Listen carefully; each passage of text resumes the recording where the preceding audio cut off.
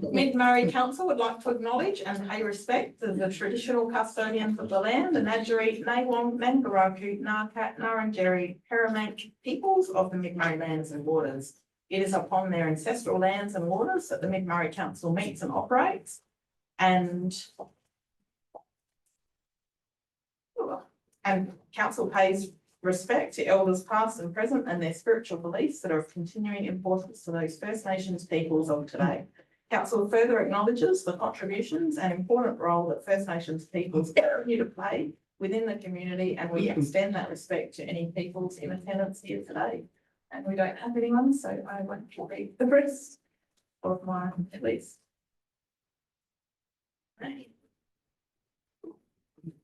So welcome everybody. Attendance, present. We have an apology from Councillor Councillor Waters. She's not well today. We've got Councillor Davis and Councillor Todgick McPeak on leave. And we'll go to item 4, which is the minutes of the ordinary council meeting held on the 15th of April being taken as read and confirmed. Thank you, Councillor Schultz, for moving that. Councillor Barber for seconding that. Any feedback, discussion, comments? If not, we'll put that motion up. All those in favour? Against? That is carried. Declaration of interest. We'll just go around the room. No. Perfect. Thank you. Business adjourned is nil. Deputations are nil. Petitions are nil. 9.1, monthly financial report, April 2025. The recommendation is that the monthly financial report, April 2025, be received. We got a mover for that, Councillor Hammond and Councillor Myers. Thank you. Would you like to speak on that, Councillor Hammond? No. Councillor Myers? No. Anybody else? Councillor Corrigan. Just through the mayor. Yeah, really good to see the employee costs under budget. I think it was 666 at the moment, but anyway. And also just in regards to our section 184, are we on track for that before the end of the financial year with all the going forward? The chair will cost of 5,000. Yeah, just through the chair, BH Partners requested that a written notice be given to all the properties. So that was done approximately about a month ago, prior to them appraising the properties. There'll be 2 properties they won't be attending because of WHS requirements. It's probably the best way to put it. So they're doing the appraisal of the property currently and performing the searches. Once they're all completed, it'll be followed with 2 adverts, which will be 2 weeks apart, and 2 weeks after the last advert, the auction date will be set. And so at this stage, we'll look like we'll squeeze it in. Okay, thank you. Thank you. Any further questions or discussion? If not, we'll put that motion up. All those in favour and against, that is carried. 9.2 is the March budget review for 25. And the recommendation is that the March budget review 24-25 report be received and that council adopts the budget review with a net operating surplus of 3.686 million and a revised total loan borrowings at the end of the year of 7.237 million, being a decrease of 1.935 million from the December budget review, incorporating the changes listed in the summary of budget changes, March 2025. We have the mover, thank you, Councillor Barber, seconder, Councillor McGregor, you, Councillor Barber, do you wish to speak on that? Through the chair, it's good that we're moving in the right direction with that. And I've just had one question. The savings for the Cambrai pool, is that due to the volunteers doing the life-saving stuff out there, or is there was $30,000, I think it was, in savings, operational savings? The Cambrai pool, oh, sorry, Not Cambrai pool. Cambrai pool. That would have been just the results of the season, just looking at what requirements of maintenance were required. So that would be a mixture of days that would have been closed rather than being open, and but I can follow that up for you as well. Details. Councillor McGregor, do you wish to speak? Yeah, just through the mayor. I just did notice that in the report, it refers to an attachment 5, which isn't on the attachment piece, but it's in the alert and risk committee, so it's just a carryover. I think it's not a huge list, but just, so pick that up at about 1 o'clock this morning. Through the mayor, so 5 has got attachment 5. Okay, cool. Oh, thank you. I emailed him at about midnight. Yeah. I didn't think anyone would think me to, thank you. The other, just.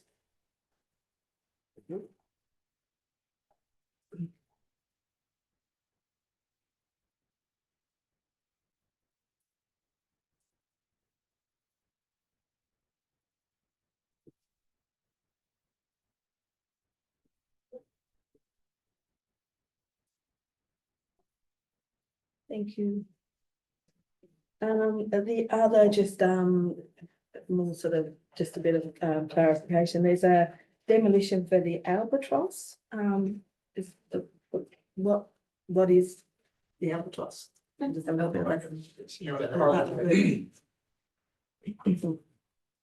the chair, the albatross is the old DIT ferry that was actually used here for the Marion. Okay. And basically it was beached on the other side of the river prior to the flood, and now it's still there. So we've actually got to dispose of it and Okay. get rid of it. We can't sell it. We can't do anything with it. All right. No. And that's happening. Oh. I know local people on my side are keen to see the back of it. Okay, thanks for that. There's also, as I picked up with the water costs, there was an increase of 50,000 on the water costs. And I did send an email to Clive and he sort of sent me back information trying to dissect it, but it's just like, I'm just a little bit concerned that those water costs have gone up. Last year it was 28,000 and this year it's 50,000 over. So just sort of keeping that in mind. If we could organise some rain for the mayor. Oh, Yeah. So we yeah. don't have to water as much. Yeah, That's yeah. that's the Yeah. challenge at Yeah. the moment. No, that's all right, just a children idea. Yeah, thanks. Councillor Schultz? Yes. Read mine. I saw you going to put your hand up. You've before. twitched. It's just on page 25.5 says, higher legal costs recovered, the amount of $15,870. Can I ask what they were for, or is that confidential? We'd have to take on notice. Just it would have been in relation to debt collection. So when we actually have legal action against overdue rates, and it goes to the court case, we can actually recover our legal expenses. Debt collection, okay, thanks. Sorry, yeah, I didn't pick up the rates, legal rate, costs. Yeah. Any further questions? Discussion, feedback? Anyone else wish to speak? If not, we'll put that motion up. All those in favour and against, that is carried. Draft long-term financial plan. The recommendation is that the draft long-term financial plan for 25-26 to 2034-35 report be received, and that council endorses the draft long-term financial plan 25-26 to 2034-35 to be released for public consultation in accordance with council's public consultation policy for a period of 21 days, commencing Wednesday, the 21st of May, and ending at 12 noon on Wednesday, the 11th of June, 2025. Remember, Councillor Meyer, thank you. Councillor Barley is seconding that. Councillor Myers, do you speak on that? Only, and I look forward to seeing how much public consultation we do get. No, it's positive. Yes, we do too. Or even negative, just opening our eyes and saying, we're happy to receive anything. Anything would be good, people are engaging. Councillor Barber, do you wish to speak? No, anybody else having the feedback, discussion, Councillor McGregor? Yeah, I agree with Kevin. It'd be really great to see what sort of feedback we get, and hopefully we do. That's all the thing. Just important to note, and this is sort of like as it sort of stands down to with feedback and sort of stuff like that. We'll just note the labour cost up 7.8%. So I'm just mentioning that. This is a bit of a concern. Through Mayor Bailey, as it's pointed out in the report, that percentage is mainly resulted in vacancies. So the percentage is larger than it would be if it was the original budget. So labour costs have gone up, as we know, but not as significant as potentially 7.8%. And vacancies, I think the savings this year has been quite significant on salaries because of our vacancies. I want to say around 600,000, but 666. There you go. Yeah, just through the chair, it's just as we go through the budget, we actually have budget savings, so we actually reduce our budget of labour because we've had those vacancies, and then once again in the new year we've got to bring it back up for as if all the positions were filled, and probably the same circumstance actually occurred with the water that we discussed earlier, that it's got an increase of $50,000. So what happened was the increase of 20,000 from the previous year, we didn't build that into the original budget, and having two dry years in a row, you kind of get that double that larger increase there. So, but definitely the majority of the increase is abnormal increases due to the vacancies that we currently have, and we take that as savings as we go through. Thank you. Anybody else have any questions? Yes. This is a question really in regards to our public consultations for things. I noticed in this agenda, we've got quite a few that are going out to consultation, and obviously we've got a very tired community of responding to our different things and apathetic and maybe don't necessarily engage as much as we'd like them to in this consultation process. I was just wondering if there's some way strategically we could think of ways of trying to encourage or incentivize feedback. I know, a lot of other councils might put out like a, win a chance to get a hamper from a local business or something like that, that then just gives people that idea of like, it's a chance to maybe get something positive for themselves out of giving us their time and energy in filling out all of our customer feedbacks and consultation stuff. I know when it's something that people are really specifically keen on, they'll respond. But if it's something that's just like general business stuff that doesn't necessarily affect them personally, they're less likely to engage in giving us their leveled feedback from that. And I don't know, I just feel like we've gone quite hard and ham with everything in the last few years of, reviews and public consultation. And I just thought, is there some way strategically, I don't know if it's a motion we bring in later, to think of a way of encouraging feedback from our community or creating a consultancy body or something of a selection of ratepayers, so then at least we get them engaging with their communities further. I know we all do as best we can to promote our public consultations when they're coming up, but I was just wondering if there's any other ways strategically we could manoeuvre to get more participation in that way. Oh, it's a weird question, I know, but. Through the mayor, yes, thank you. We've taken a new initiative. We've just subscribed to a new platform, engagement platform, Social Pinpoint. So this consultation will at least go through that platform. It's linked off our website. It has multiple tools that are available for engagement.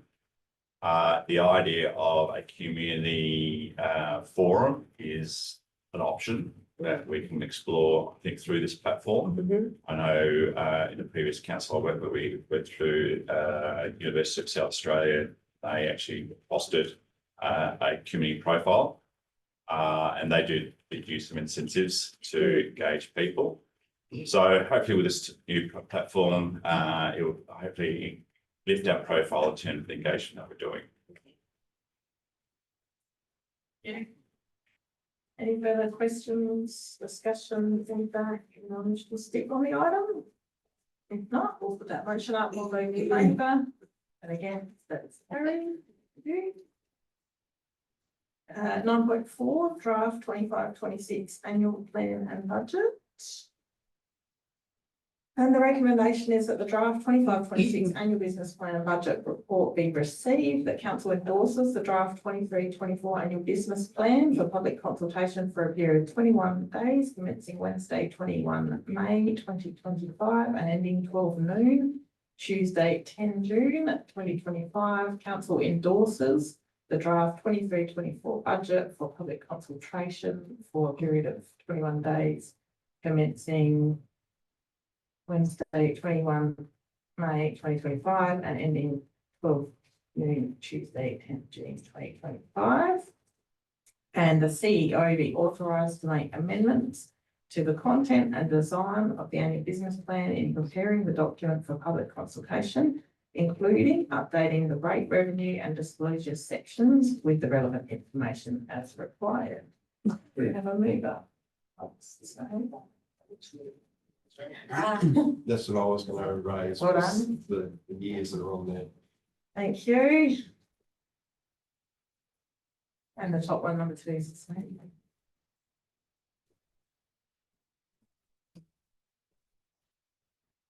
I mean, consultation on past years. Yeah, it's like, So last year. you're like, what'd you think of it? We'd probably get plenty of feedback. Okay, would somebody like to move with those changes in dates? Well done. Councillor McGregor and Councillor Barber is seconding that. Councillor McGregor, do you wish to speak? No. No? Councillor Barber? No? Anybody else? Councillor Schultz, thank you. It's just pleasing to see that it's 4.94% rate rise instead of the initial one of 5.72%. And I, for one, and probably other people, are really glad to see that there's no CPI catch-up component in that rate rise. Thanks, Bob. And quite the opposite, the sustainability levels come down from our first predictions. So yeah, the rate of dollar has decreased, which is just great. Thank you to the staff and the elected members for the good work and, keeping on track and making decisions, informed decisions for the best interest of the whole region. It's really making a difference. Why, did you have something to say? Yeah, just through the chair. Thanks, and that's through the sustainability and the forecast lowering of expenditures throughout the year. Obviously, savings. We've got a large backlog of capital works which we need to perform. And just to mention that our budget is set on forecast CPI, which is 3.2. The Reserve Bank will release their new forecast. Unfortunately, it's bad timing, later today, approximately about 2 o'clock. And SCOSA in their report to council said that we must, that they recommend strongly that we should always use the latest CPI forecast. So when that comes through, that may alter this, but my thoughts are there's probably, if anything, it will stay the same, or the forecast may slightly reduce the forecast CPI. So at the adoption, there may be a possibility that might be slightly lower as than indicated at the moment. So, through the chair, so we'll go to consultation of this document and hopefully there's a reduction this afternoon. And if that's the case, we'll consider that and potentially put that through the budget. So every indication is the global economic environment will reduce, but you never know. But I think to Clive's point and yours, Councillor Schultz, is if we do it at that time, then that's why we don't have to do catch-ups and cause issues in future budgets. So we'll give that some thought. Thank you. Any further questions, discussion? Or anyone wish to speak on the item? If not, we'll put that motion up. All those in favour and against, that is carried. Thank you. 9.5, review of cemeteries memorial policy. We have had an email on this. I'm just wondering if we have a suspend formal proceedings for 5 minutes. So just get a short-term suspension to have a little bit of a discussion. Just show of hands if you're happy with that. So just to say. Thank you. All right, we have suspended the meeting for 5 minutes. And anyone who wishes to speak can speak. I'd like to speak. I know I sent that email around, just a few of the questions I had in regards to the policy. I feel like some of the elements could, are just requiring a small edit of wording and stuff like that, just to be a bit more sensitive to grieving people that might be reading this policy. And so they were outlined in the email I sent. Blah, blah, blah, blah. The things I had a bit of issue were, we mentioned the pioneers and the historical significance of them in our region. And I do think we need to also, in doing that, also acknowledge our First Nation elders and where they are buried in certain cemeteries. I know some of the elders of our community are buried in the Madam Cemetery without headstones still because of economic restraints and stuff of family at the time when they passed away. And there are certain elders that feel like, at some point they'd like to see some acknowledgement of some of the elders and even some of the unknown elders where they might be buried. Like Jenny Christmas is buried over in Kalwira. There's not much signage there. But yeah, so that was one of the things I wanted to say, just so we mention, as well as our pioneer history, the importance of our Indigenous elders' history. And then there was a thing that I had about the ornaments, really, and I felt like when I read the ornament section of our policy, I felt it just seemed a little bit unfair to people who are grieving and how they wish to honour their loved ones when they pass. Cemeteries are a place for the living. Where we go to acknowledge our loved ones. If a mother's lost a child, she might want to put down a teddy bear, or if a boy's played footy, there might be a footy Guernsey. Buddhists believe in orange bowls being left. There's so many different areas of way people show their grieving. So I feel like the flower and wreath concept is a little bit rigid. And I thought, well, when you go to Madam Cemetery, the teddy bears, there's different things. How many people who are accessing our cemeteries are even reading that policy? Like, it's not provided when you enter the grounds or anything when you arrive to pick up our council policy around cemeteries.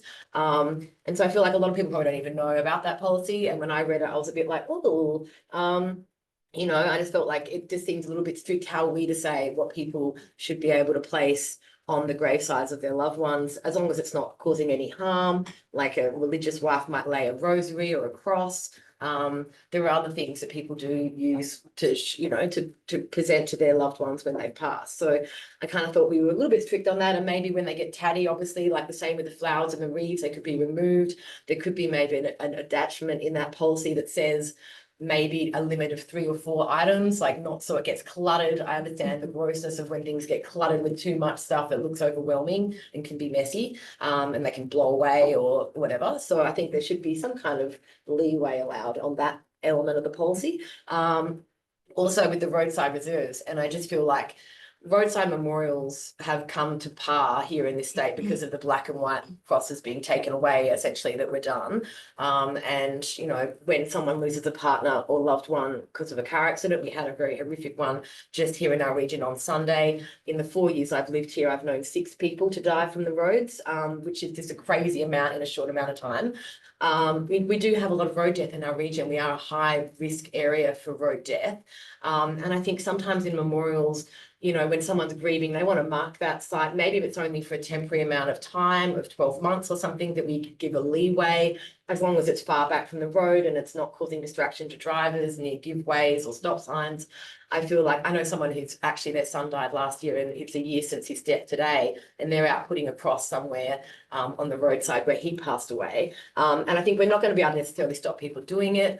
And I think that we should have a policy that allows, maybe, I know some councils like the Adelaide Hills, I don't know if it's them, but you come to council, they provide you with a men's shed made cross that's been council approved, that's simple, that says no extra adornments or flowers, but just that cross to mark a space. I think it's important for our road death that we acknowledge those communities and their sentiments around their grieving process when you lose someone on the roads. And I think it's really hard for us to say that we're not going to permit that when it's something they're going to do anyway, and when it's going to be taking it away, causing further distress to families. And so part of me thinks we should maybe have some kind of leeway in that policy to allow them for a term or something like that, or a simple cross, or... We've only got 1 more minute, just Okay. to get everyone else's Oh, sorry. thoughts on They're my this, thoughts so on we what I have- brought up and the thing, and things I'd like to be edited. Kevin? I don't know, but can somebody answer me the question of when a person lost somebody, at what point should this policy be given to them? And I asked my wife last night about this, because she is a funeral director, And she goes through the process where people come in, plan their funeral on a Monday, possibly going to bury or cremate the person on a Friday. And I said, well, do you actually have this policy that you shove under their nose and say, well, you must look at this? And the answer was no, because it's too sensitive. Any other thoughts? So to answer your question, yeah, we don't. Yeah. Or if we have to go back into the meeting just to extend it. Can we extend? Just for fun. Yeah, we'll just extend it 5 more minutes because everyone's had a chance to have it say. Everyone happy with that? Yeah, everyone's happy. There's lots of things. Yeah, perfect. Councillor Schultz. I do agree with the roadside markers. Having lost a sister in a car accident and her cross is on Ridley Road. It was good for her kids who were only, I think, 3 months and 2 years when she died. It was good for them in later years, which happened recently, to know where their mum died and could actually, I suppose it gave them a bit of closure, so I do agree. And I think also with the people who are speeding and who sort of lost a friend, once they go past that road where they know they've lost their friend, they're going to slow down. They're going to realise, hey, we lost our mate here. This is a dangerous stretch of road. It allows people awareness of dangers of roads. I think the only reason why they stopped the black and white markers was because of places like the Flurio, where it became overwhelming of how many there were there, that became very distressing. And that's a sign that that road is very dangerous, you know. So Is there anyone else? Yeah, it's a heartfelt topic. I just, I'm a bit concerned, given the email that sort of came out about, waiving of children's, burials.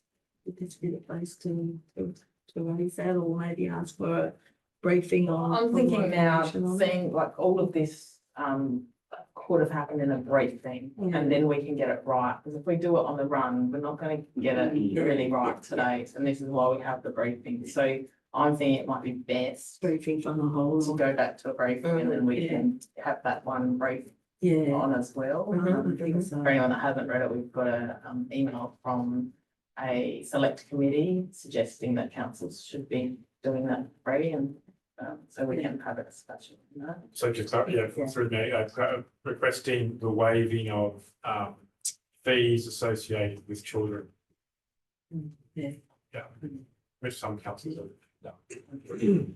So I think it'd be good to have a briefing on the policy. Through and- Mayor Bailey, then maybe the option is to defer the item to a further briefing. Yeah. For a further briefing to occur. Did you want to have something to say? Yeah, just briefly, I don't have an issue with the discussion around the roadside markers. I guess, and I don't mean this to come across the wrong way, but as far as the unmarked graves, well, like my wife's grandparents, their graves are unmarked because the family didn't have money to put gravestones. My great auntie is in an unmarked grave in Enfield Cemetery for the same reason. So I guess where I'm coming from is there's many families throughout the country that can't afford a headstone. So, you know, is it really up to council to provide that?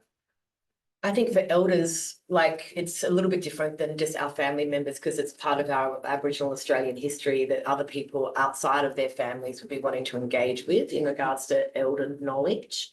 So, I mean, I understand, I agree that like we can't do it for everybody, and it certainly wouldn't be something that would be done for just any member of any family. I think it'd have to be a significant site. But I know at the moment, like I said before, we don't own Nildotty Cemetery, unfortunately, but in Nildotty, there are coon signs that are written up instead of like a simple sign that could say, here lies an unknown elder of our community. I think something that just shows a bit more respect to our Indigenous history is important, because it's a difference of they were traditionally buried on country in their own way, and then all of a sudden they were made to come into cemeteries. Often they weren't allowed to have headstones even because they weren't considered, you know, equal. So there was many other obstacles that they had socially from being able to do it, as well as just financial issues.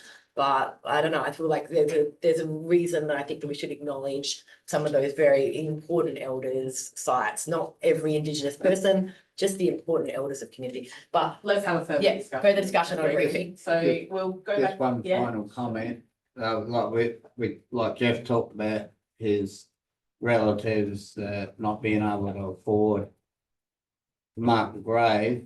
That is actually becoming more common in today's economic climate. As my wife said, that more and more people are being cremated rather than being put in a cemetery because people can't afford the headstone. So they'd rather take Granny home and put her on the shelf, if you know what I mean.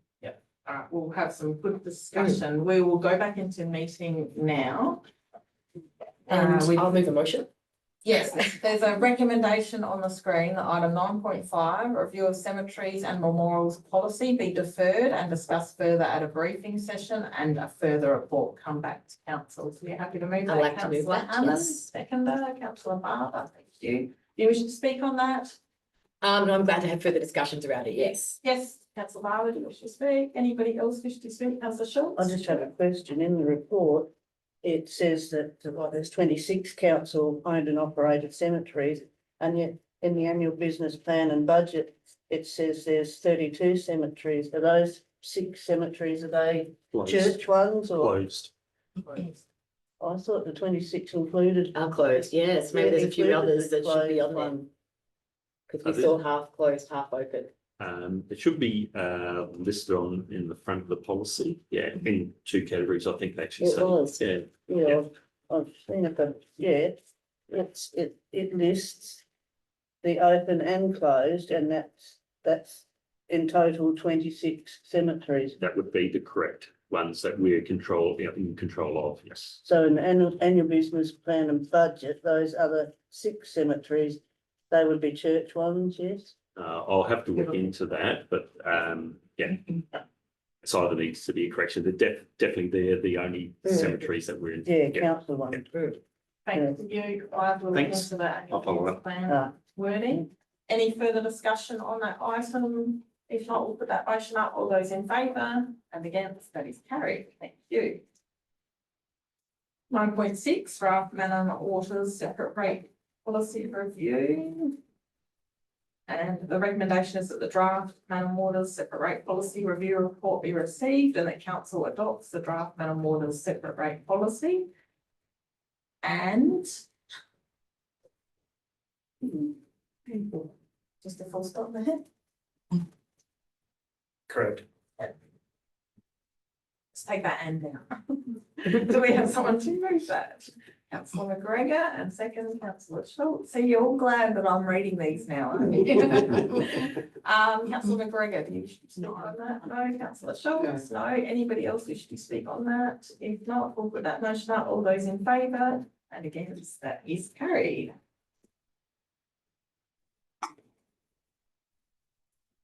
10.1, infrastructure and field services. Summary report. The recommendation is that the IMFS summary report be received. Councillor Hammond is moving. Councillor Barber is seconding. Councillor Hammond, do you wish to speak?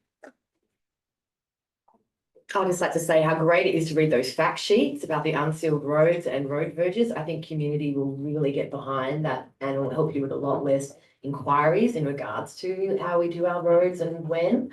So yeah, I think it's a great little fact sheet for people to see, and it's well done. Good work, great work, as always. Thank you. Second, Councillor Barber, do you wish to speak? Yes. Through the mayor, I've just had a comment and a question. The comment is the Blanchetown rejuvenation project, I've noticed has received a bit of criticism on social media. So my question is, did the community actually want the rejuvenation project? Because I have seen on social media that some of the people of the area are criticising, saying, why are we spending money on that when this isn't being done? So I just want clarification on whether that was a community project they actually wanted. Through the chair, rejuvenation project was through the Murray-Darling Basin drought funding, which we got $450,000 on. What we did was we had several projects put forward. One was the swims water reuse. Unfortunately, and probably from the flood, we don't get enough water from the swim system to actually irrigate the top oval. So what we did was we went down and we did this main street beautification. We've got a entrance statement to do. We've done the playground. We've done people work down at the bottom oval, and that was actually put through the hall committee at the time, who actually consulted. And this was probably several years ago. So the only thing we've got outstanding on that now is the entrance statement to go in, and that would then encompass that whole project. There has been some, I suppose, description on some of the social medias in Blackstone about the CRARP funding, because we put up what we had to do to remediate from flood affected areas, and obviously that's to bring those areas back to pre-flood condition. So there's probably two components of voice in Blackstone at present. Through Mayor Valley, so we consulted with the Progress Association or the whole committee, the group in Blanchetown extensively as part of that process a number of years ago to provide feedback on what we did and didn't do. And there were only certain things we could do under that funding. Yeah, there was restrictions. Yeah. Do we remember what year that was they were consulted? Just so we could give feedback to community about like, oh, it was consulted in 2020, 19, I 16. think it Well, was through- 22, it was just before the election. We can check that. Yeah, just so we can have the understanding, so we get dates. Any further, yes, councillor Schultz. I was amused about the 3 Ps in the swims. And the fourth P allowed, pukes allowed. That was funny. But just a question for Dave about that, about the streetlight replacement. Does Sappin charge a flat rate for the changing them over, or is there a different hourly rate from weekdays to a Saturday? Through the chair, the current charge rates are done by tariffs through SLUS, I think it's loose charges, streetlight charges. And what they do is that at present they've got different sort of lights out there, and they put a different charge on those lights. So the sodium orange lights have a different charge to an LED light. So what they do is they tally up how many lights we've got, and I think we've got to have 431 street lights. And what they do is they put a tariff, so we pay for that. There's no difference in the tariff for any time during the year. We just have a flat rate. I think we pay, I think we said that $140,000 a year on street lighting. We're about to transition now to LED lights, and they've given us a flat rate for the purchase of the globes, and we're working with them now about potential shields and smart seals. So there'll be a different rate for the new lights when they're actually installed. Yeah, but what I was getting at was to actually change them over from the old ones to the new ones. Do they charge an hourly rate for changing those lights over? And if so, is the hourly rate different from a weekday to say on a Saturday? Because in Canberra a couple of weeks ago, they were actually changing some of the street lights on a Saturday, and I thought, couldn't they do that in the week when it's a normal hourly rate? Or, you know, I'm just wondering if they charge a different hourly. Through the chair, the quote we've received a quote for just the total rollout of it wasn't timing as if there's penalty rates involved. It was just a per unit rate, and there was a unit rate where we could go out and buy the globes and they install them, or they go out and get the globes and then they install them. That's the process we've gone through.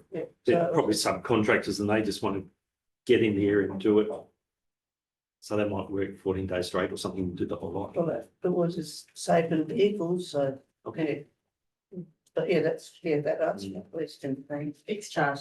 Yeah, they absorb those costs. Councillor McGregor, do you think that? Anybody else wish to speak on that item? I agree. I had the fact sheets highlighted, very exciting to see, and hopefully that will answer the public question.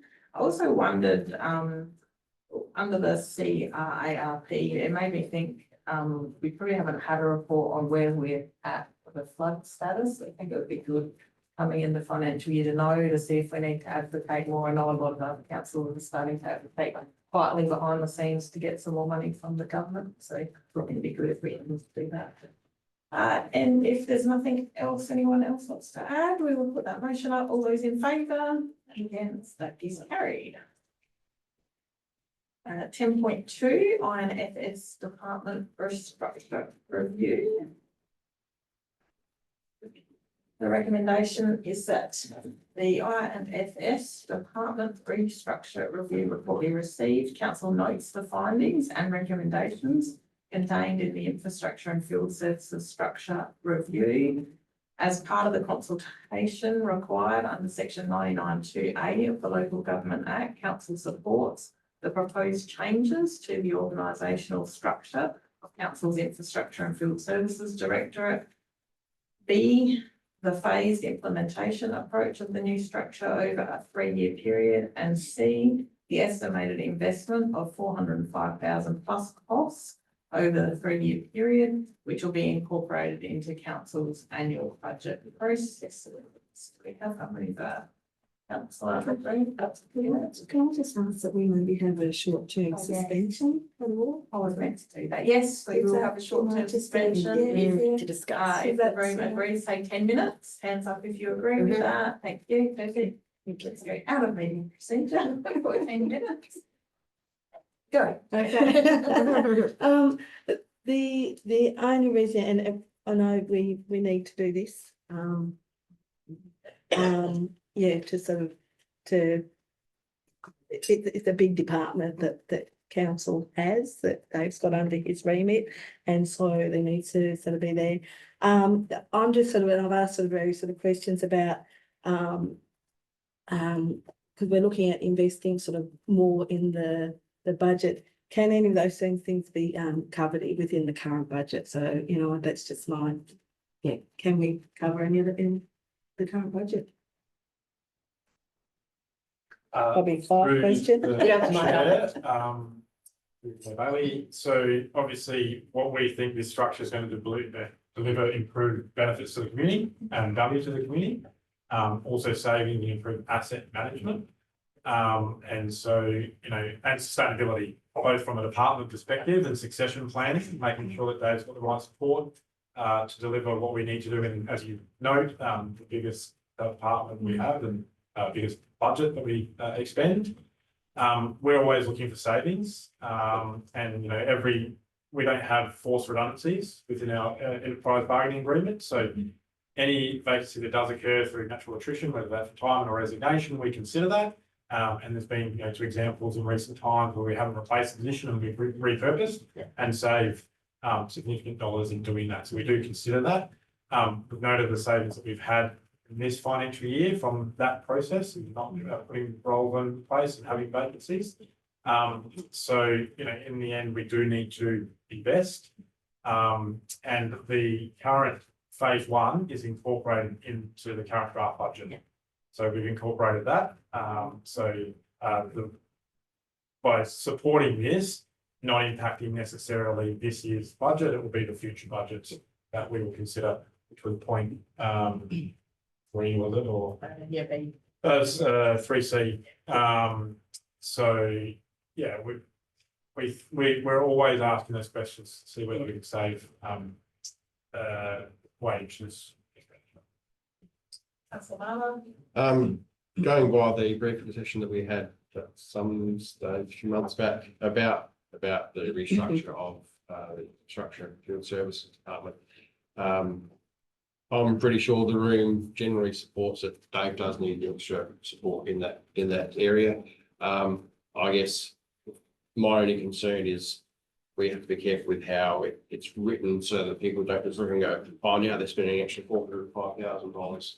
As long as it's written so that people understand that, you know, it's broken up over 3 years and it's come from some savings. It's not all just whacked on top of the budget. That's my concern, is how it's perceived by the public when they see that. Dave definitely needs the support. We all agreed to that at the briefing session. But yeah, my concern is how the public actually read it. And I guess that's just for us to be able to come back to that. And I guess when we're talking our 4.94% rate rise instead of what we originally had thought, it shows that we're still doing that good work. And if we can still do those same things over the next few years, and when you look at the long-term financial plan, that's sort of how we've factored it in. So we can come back and say, actually, we feel like we're doing a very good job. So yeah, it might be $405,000, but all the other things that we're doing is paying for that. And, you know, imagine how efficiently Dave's team runs after this is done. That's somewhere that we get the most complaints from for Dave and his team. So to be able to take some of that pressure off of the staff, and deliver, I think that's a good thing. I have a question in regards to, yeah, obviously the complaints and customer feedback, and we're creating a dedicated coordinator for customer support, and we control all of that influx of people. And I was just thinking about it from a perspective of businesses I've worked in before, where it's really great that we've restructured this whole department and we're looking at all this, because yes, Dave needs so much more help. It's the largest area of our portfolios.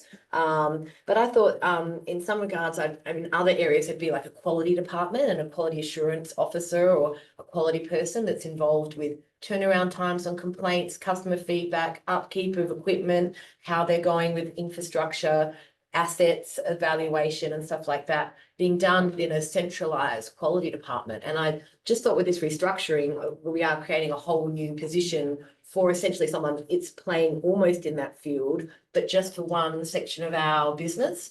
And I just thought if we had a centralized quality department that was for all matters of council, that would take a lot of relief off the other sectors as well, to be like looking in at our turnaround times on people's feedback and that kind of stuff. I don't know if it's something that's worth considering, just because I feel like we are creating this new role that's going to be, you know, major support for this industry. I just thought we could, if we had a quality officer or a quality department that's that same role essentially, but they could then filter over to community services and some of our other areas where we might occasionally get some complaints too, or feedback. We shouldn't say complaints, feedback from ratepayers. And I wonder if that's been explored. You don't need Oh, a mic. it's on. You don't need a Oh, mic. sorry. Yeah, you don't need a mic. Sorry. You've had it on the whole time. It's still on. We should. Oh, he should. Oh, he should. Oh, right. So look, something we consider, obviously, the thinking behind that is the amount of customer requests that the infrastructure and fuel services department get. At the moment, that is split across everyone, every staff member in that department. And then Dave spends Fridays basically writing emails with Marissa. So it was felt that if we could take those responses away from the individual staff members, and it's only part of that person's role, is that they maintain that, that's a more efficient way to dealing with it. We'd have to take the quality assurance across the whole business notice to give that some more consideration. No, that would just be a good use of that role as well, Yeah. because obviously it's mainly for that department, but then occasionally it might be them addressing another thing that would free up our other directors from dealing with them too. Yeah. And I think from a quality assurance perspective, this, you mentioned like plant and equipment and those things is a different type of role than managing the efficiencies of a customer service responses. So I take your point. Yeah, I'll give that some answers. You'd have to be a super person to get your head around all of this. That's right, yes. Well, Yeah. quality officers are That's what trained in that area though, right? Yeah. With the response of the public to creating these new positions, I think given that it is in the works area, they're gonna be more appreciative of that, whereas if it was in administration, they'd say, what, more? So I think they'll understand and there won't be too much negative feedback. And on my personal view is that if it results in more efficiencies and more overseeing of the workmanship and the work ethic, I think it's a good thing. Yep. Perfect. Kevin, you've spoken here, would you like to speak? Before we go? No, I think it's a positive move. The only question I've got is the 405, is that 3 equal parts over it? No, So it shows the breakdown in the Oh, report. does it? through the chair, yeah, that's phased. That's the total Yeah. investment over the Yeah. 3 years, but ongoing. I'll Yeah. need to Yeah, ongoing. reiterate that. But yeah, no, it's broken down across. It's up to council. I think that was mentioned at the briefing session, whether Yeah. council invested and did it all at once to deliver the efficiencies and the savings and outputs more quickly. But that obviously would be for council's decision. We phased it to manage the budget process. Yeah, I think it also manages Dave trying to train all those people. Yeah, all at once would be too much. 6 months. Agree. That's it. Okay, we are 2 minutes left. Anyone else wish to speak while we're out of meeting procedure? If not, just the hands up if you're happy to go back into meeting. Perfect. Let's go back into meeting. So the recommendation is there that I read out before we suspended. Would anyone like to move that? Councillor Myers, thank you, and Councillor Barber is seconding that. Councillor Myers, do you wish to speak on that? No, no, that's right. Perfect, Councillor Barber. No, anybody else wish to speak? Yes, Councillor Schultz. I just have a query with the 162,000, 135,000 and 105,000. Well, I added those figures up about 7 or 8 times and I came up with 402,000. Not 405. Factor in CPI. Probably. Oh, rounding, all right. We'll work that out. Do we need to change that? It says estimated, so I think that's fine. That's, I think, estimated part of the motion, Councillor Schultz is. Estimated. I love how you do the financial checks, so that's great. Anybody else wish to speak on that item? If not, we'll put that up, motion up. All those in favour and against, that is carried. Thank you. And we can't wait to see your team perform when you actually fully resource. You're not putting him under pressure, are you? Just a bit. You won't know 10.3 Riverland Paddling Marathon, Morgan Riverfront Major Event Application. The recommendation is that the Riverland Paddling Marathon, Morgan Riverfront Major Event Application report be received. Approval be granted to enable the Marathon Canoe Club and the Lions Club of Morgan and District Incorporated to hold the Riverland Paddling Marathon event at the Morgan Riverfront Precinct on Monday, 9th of June 2025, subject to the general conditions of Council's major event permit. Approval be granted for vehicles associated with the organisation of the event to drive and park vehicles on the lawned area of the Morgan Riverfront Precinct, Morgan, and the CEO be authorised to make minor amendments to the event application as required. We have a mover. Councillor Myers, thank you. Councillor Hammond is seconding that. Thank you. Councillor Myers, do you wish to speak on that? Yes, a event that's been going for a lot of years. I actually even entered it many years ago when I was younger. Goes over 3 days. It starts in Berry. No, it's a positive thing. Wonderful. Councillor Hammond, do you wish to speak? Love it. Excited to see it. Wonderful. Thank you. Anybody else wish to speak on our questions or discussion on that item? If not, we'll put that motion up. All those in favour and against, that is carried. Thank you. 10.4 Sedan Swap Meet Major Event Application. The recommendation is the Sedan Swap Meet Major Event Application report be received and council provide event support to the value of $1,005 to the Sedan Swap Meet as sponsorship in accordance with council's event management matrix. We have a mover, Councillor Barber. Thank you. Councillor Hammond is seconding that. Councillor Barber, do you wish to speak on that item? Yeah, similar to the previous item, I believe the Sedan Spot Meet has been going for many, many years. Did have a little bit of a hiatus there for a while, but it's good to see it back up and doing it. I just have a question. Just in regards to the brush cutting that we're doing at the site, because it's on a private land space, a rec preserve thing. Is there a reasoning why the actual holiday park doesn't maintain the hedging before the event? Oh, no, sorry, or the the recreational reserve, or what do they call it? Just the community. Community owned. Progress Association. Oh, the progress owned. So they are just wondering, just the gardening work that we're doing prior, whether that's something we usually do and why we are. Through Mayor Bailey, so it's owned by the community or by the Progress Association, so they do the maintenance generally. They have asked us in the past for significant events such as the grand final they hosted, if council could support that. We have a private works policy that does say where we can do things and can't do things. It doesn't actually specify about us doing private works on community owned land, as in when I say community land, I'm going to be, so the community own it, not councils. Community land, it's different, everyone understands that. So that's pointed out in the report. But the thought processes on this and why we've proposed it to council is that there's community benefit from this because the money that is raised is invested back into the site facility. So it's felt like there's some benefit to that environment. That's why we've. Councillor Schultz has something to add. I think this needs a bit of consideration. Has the documentation that's been provided by the Den provided their financial reports at all? Through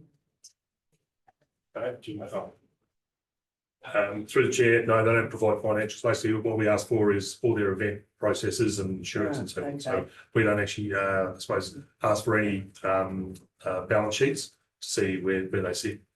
Okay, and another thing was to, when the event first started, it was run by the Sedan Recreation Park Committee. There the hiatus was during COVID, and then the passing of the person that did a lot of the organisation of it, which meant that the park committee was no longer able to, they didn't really have the manpower to put the event on, which is why the Den took it over. And when the park committee were running the event, it must be for 10 years, they made a significant amount of profit out of that event once it really took off, and they never asked any contribution from council at all. They paid the holders bowlers. That's because, they've made enough profit from the event. So I'm just wondering why the Den, who don't have very many overhead costs at all, they don't contribute to the ground maintenance of the park at all. That's under the park committee's auspice. So I'm just wondering why they actually need money from council. Through the chair, I suppose historically council has actually been on the oval there to slash the oval before. This time we basically said, no, we can't do it. That is the main reasons. And what the park committee are doing is I think one of the operators is going to be in an old tractor slasher to come in and slash the oval. And because I believe it's probably not a great slasher to be operating in that area. They've asked us to just do the entranceways with our machinery. But we have actually previously, historically, done work at Sedan. Yeah, for the park committee, not for the Den. They're two different bodies. It was basically for the event. Yeah, yeah, for the event. So it is sort of for the park committee if they're doing up the oval for this event. But my point still stands as, overheads, the Den don't have many, as far as I understand it, whereas the park committee do, because they, maintain the facility. So as I said, I don't quite get why the Den are asking for this money. So it's not money, it's just they're In the asking us to time. do the work. Yeah, but I don't understand why they can't pay for it. That was why I asked about the financial. So Dave, through Matt Bailey asked a question for the owners, who the specific request came through? Was it from the recreation committee, or was it from the event organisers? Through the chair, I suppose it's just written in the report, the application has been from the Sedan Historic Enthusiast Den. That's not the park committee. Okay. And the Den's not like the Lions, it's something No, else entirely. It's a men's shed basically, which is under the park main roof. They've got a certain area that they do doing up old vehicles or whatever. And they also are a member, I've got to be careful what I say here. They also offer a service to people with historic vehicles that, they're a member of the Federation of Historic Motoring Clubs, and they do, logbooks and whatnot, so that those people with classic vehicles can get cheaper rego. And that's aside from the men's shed and So So which one was Dennis involved in? all, All of them.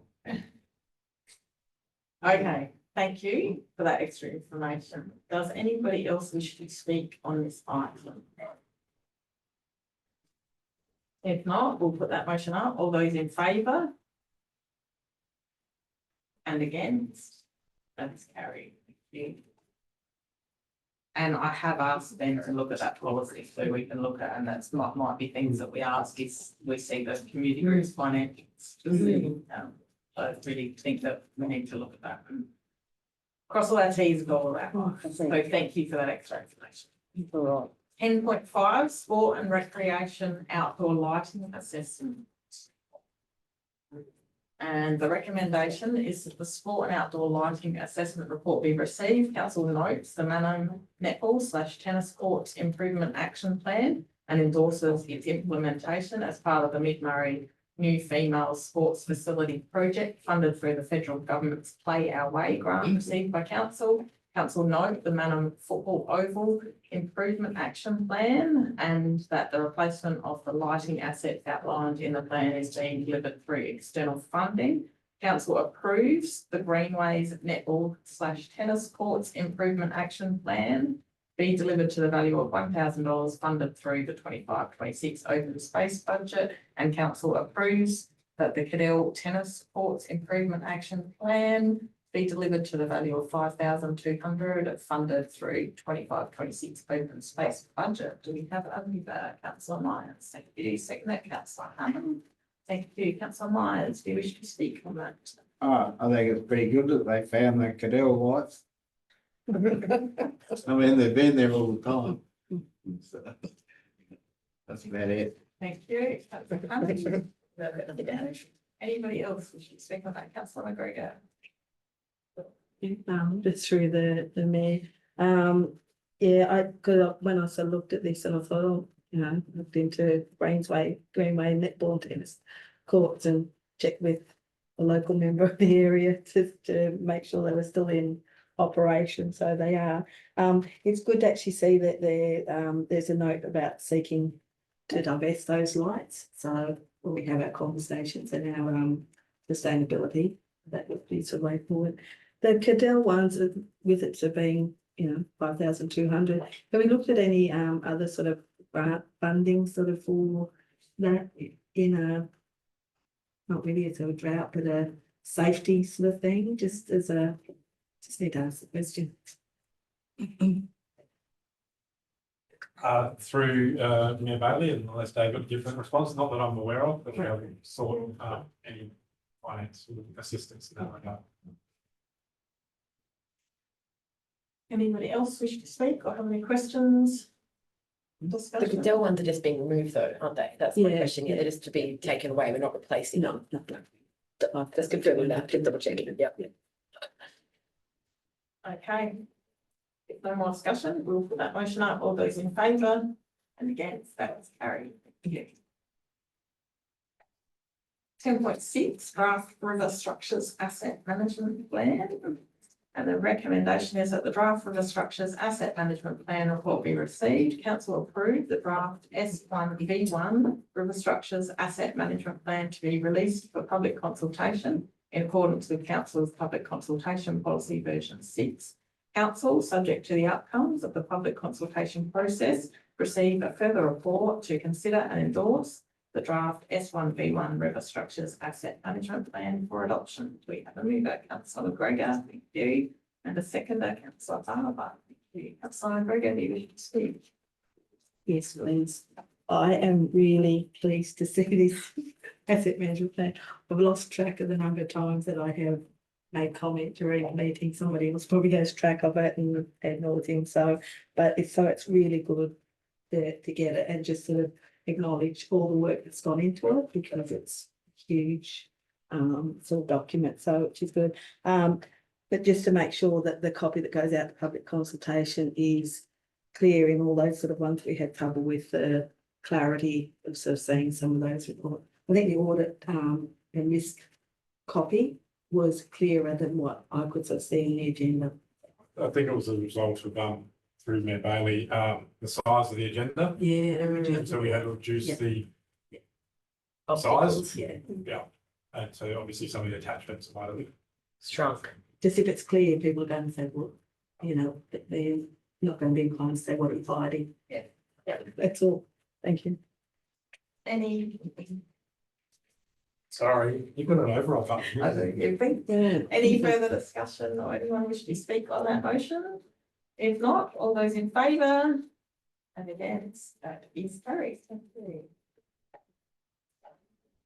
11.1 Township burning permit. The recommendation is that the township burning permit report be received. The council endorse the issuing of the burning permit in accordance with clause 6 of the Environment Protection Air Quality Policy 2016. Council authorises the CEO or nominee to make minor amendments to the burning permit. Do we have a mover? Councillor Schultz, thank you. Councillor Barber is seconding that. Councillor Schultz, do you wish to speak? No, it No. sound confident. Councillor Barber? No. Anybody else wish to speak or ask questions? If not, we'll put that motion up. All those in favour and against, that is carried. Thank you. 11.2 Compliance Officer Renewal of Position, and this is another one where we've had lots of questions, so just checking with the room if we can take a suspension, suspend formal proceedings and have a short-term suspension, maybe 10 minutes again, just to discuss this item. Just hands up if you agree. That's everyone. Thank you very much. So we will have a suspension for 10 minutes from 10:36. Who would like to start us off? Councillor. I think the compliance officer position is desperately needed as an ongoing thing. I mean, the amount of, over my years in council, we went through the thing where we employed somebody for 12 months and then the budget sort of didn't allow it for a couple of years. And in that couple of years, people get to know there's no compliance person around and we'll just run amok. And then when you get the budget, you put somebody else on, but that person then has got a tremendous Catch up. catch-up thing. So, and then we went through the process of contracting different people to do different areas of the, like maybe dogs and cats or building inspections, but I think that a permanent person is the way to go. Okay, thank you. Anybody else? Councillor McGregor. Yeah, I agree the compliance is really important to sort of have. This position still goes until March next year. So I'm just wondering, is it sort of something that we need to go right now? There's lots of questions I also sent by a few to Gary and got the response late last night. And I haven't had time to go through and digest it. And I think Councillor Lawhurst had some queries as well. So I just, we just need to know our service, sort of put in place our service standards, and we've still got to have those sort of discussions. So there's still a lot, I think, for me to make a decision on this to sort of take in and process and sort of stuff like that. So I just sort of wonder if we could have a little bit more time on it to do that, considering the position goes through to March 2026 anyway. And it's easier to just sort of extend a contract at that stage and then look for next budget sort of time until we sort of get that information. That's just my views. So it's through Mayor Bailey. We just want to be clear on what other information. So Councillor Warhurst only asked for the org structure, which was provided. Obviously, you've asked questions and the information has been provided. Yeah. The position, as you note, is to March, but we want to provide security to the staff member in that role. They do have another role within council and we go back to this executive role. But if we know that the position's ongoing, then we can either permanent, as is the recommendation, which Councillor Myers has mentioned, or further extension of contract. Service standards, we already have service standards in place for this area of the business. So the piece of work Gary has done will incorporate that into that, and there may be some changes. So, we obviously think there is enough information for elected members, but take your point, and if there's any other further information that is required from other elected members, then we can consider that and make sure that you have the information for making informed decisions. Councillor Schultz? I guess my question, my concern is totally basic.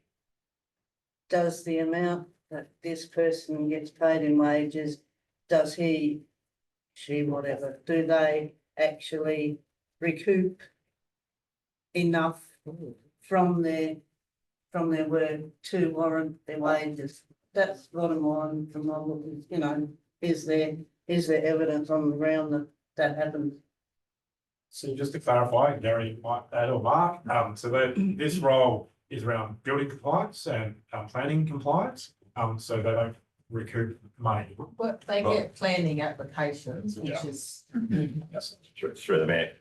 Effectively, this position doesn't necessarily recoup enough to cover their full wages, but it is actually a revenue generation for council. So the fact that, you know, we are able to push people down the lodgement path of getting full development approval. So there is actually a revenue generation that comes from this role. Okay. I have a question in regards to that too, of just compliance. So if this for the planning and building code that we're going to be continuing on this role, would it be possible that within that, like obviously we're seeing after floods, a lot of, you know, maybe illegal builds or non-permitted builds happening of people getting back to their shacks and whatever. So there's a glut of it right now, more so than there would have been in the past. But I was just wondering in regards to, because I do believe compliance officers generate revenue for council. They do it all councils when it comes to parking. And I know I've brought that up before, that I think we should have more parking inspectors. Because that is a role that then does generate revenue to fund the compliance. Is there a way that this compliance officer would be able to be in other sections, or is it just planning and building and they wouldn't be also the person that's going out and doing, you know, on a quiet day, some marking of tyres? Through the mayor, no, this person is dedicated Yeah. to development. We have our general inspector that does all the other regulatory functions, and Mark works across both. Mm. So he does also provide some of the development compliance role as well. Councillor Green? Yeah, just the further information I was sort of looking for is early on in last term of council, we used to get a quarterly update on the regulatory services, and including an attachment which had a whole great big table which was a register of illegal development. And I've been trying to sort of find that back, and I found that last night, and I've got a copy of it. It actually goes into all the illegal and sort of puts in where it's sort of sitting, where it's sort of high, low, or risk or no sort of thing. And I found that really useful. And I was going to put a question about notice if we could, why that had sort of stopped, and whether we could actually get that again. And that information would give me the stuff that I could use. Kevin's nodding his head because that's a really good document. Saved me ages to find it again. And I sent you a copy of this. Through the chair, yeah, so we still provide a summary in Gary's quarterly report of the number of matters and the areas. What we don't provide is specific detail, and I'm not sure that elected members need to know the specific address or the specific matter. That's just my position. So you still provide provided the summary of matters that are ongoing. Maybe for privacy, we don't do that anymore, giving out the addresses and things. So Yeah, people's the residents- report is provided in confidence, Yeah, but obviously yeah. there is specific privacy Yeah. issues. Everything was in confidence, so it was public. Okay. So that's possibly Yeah. why we don't do it anymore. Councillor Arden? I guess the question I've got is, and either Gary or Mark can answer this for me. I know that shouldn't say I know, but there appears to be a backlog of work with compliance officer duties. For example, the Pernal Hall was supposed to have an inspection, which for whatever reason was cancelled, like for the kitchen inspection, and that didn't go through. So I'm wondering if that was due to the backlog of work, and if this new role is going to help that in that department. Like, is it going to be is it going to enable somebody to pick up on the backlog of that sort of work with having a sector role in that department? So the inspection through that, sorry, the inspection referring to it was probably a food health inspection. Yep. So that's not this position. Different. That's a different position. So again, we have compliance under public health, we've got compliance under development, we've got compliance under regulatory, we have compliance under planning and building. So we have this officer specifically looking at illegal development, making sure that, you know, appropriate approvals are done, what it's their conditions of approval, that sort of thing. Yeah. Our public health officer does food health inspections. Our building officer does fire safety inspections. So there's all those different elements that are done by different. So there's roles. no crossover of the roles in the department. Just want to say a comment on that. I know I brought it up before about the quality department, quality and assurance, if there was to be quality assurance and compliance, and that could be a centralized system for our council where it was for all departments leading from one general team, but then they know in what areas are needed for whatever reasons of food inspection versus planning and permits, and it could fall under that one umbrella if we had such a department. Yeah, Ben's taken it. Okay, we've got one more minute. Anybody else wish to speak while we're out of meeting? If not, we'll go back into meeting. That's okay with everyone on heads. Perfect. Okay, we'll go back into meeting. The recommendation is that the compliance officer renewal of position report be received and that council agrees to an extension to the compliance officer position on an ongoing full-time basis, a permanent basis, to ensure continuity in the regulatory enforcement for the region, and that funding be allocated within the long-term financial plan for the role. We have a mover for that, Councillor Myers. Do we have a seconder? Councillor Hammond, thank you. Councillor Myers, do you wish to speak on that? No, I think we've all had a good discussion. Thank you. Councillor Hammond. Yep, I agree. No, does anybody else wish to speak? Councillor Schultz? I just have a query. On page 435 of the report, it gives a little table of the number of enforcement notices that have been issued prior for those 2 years prior to the compliance officer being employed. It doesn't actually give us any information. Well, it gives a broad information on the, you know, number of issues he's dealt with, but how many enforcement notices have been issued each of the 3 years that the compliance officer has been employed? That would be a useful comparison for that. Because, you know, if you just got those 2 years when he wasn't and not when he was, how are you gonna compare apples and oranges?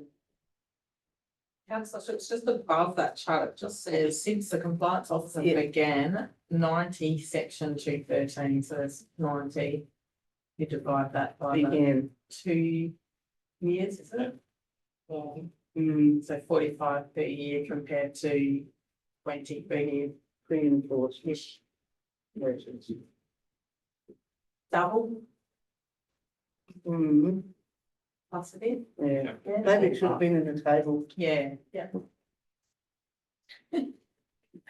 for people like me. Oh, good. It's on a table.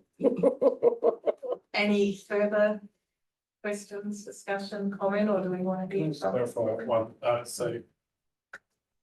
just clarify, so this isn't a new position and it's incorporated in the budget, the draft budget, so the funding is, so it would be an additional cost to the organisation for actually. Except it's not in the long-term plan. Well, no, it would be the long-term pipeline. Correct one? I think there probably would have been an allocation going forward.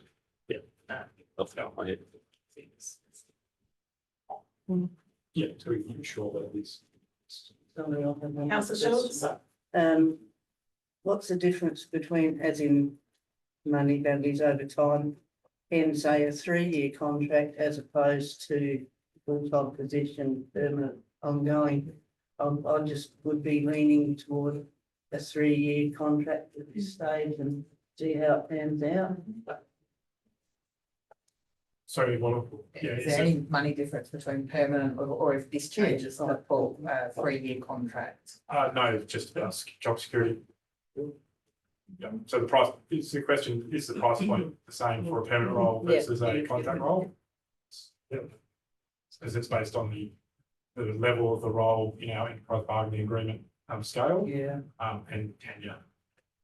but I still have, I still sort of, I would be leaning toward another 3-year contract and see how things work out, and then after that, the next lot of people here or whatever can, yeah, that's my feeling. Anybody else wish to speak on this item or have any questions? If not, we'll put that motion up as it is. All those in favour? Is there an and or like, is there a? No, this is the motion as it is. Motion So as all is. those in favour to the Okay. motion as it is, all those in favour? And against? That is lost. Would somebody wish to put a new motion up?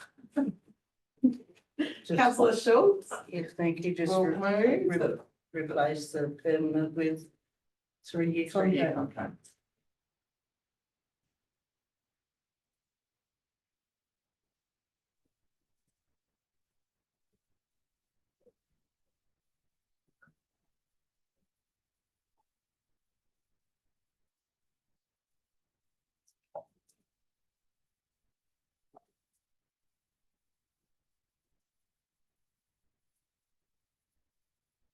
Let's get rid of that one going as well.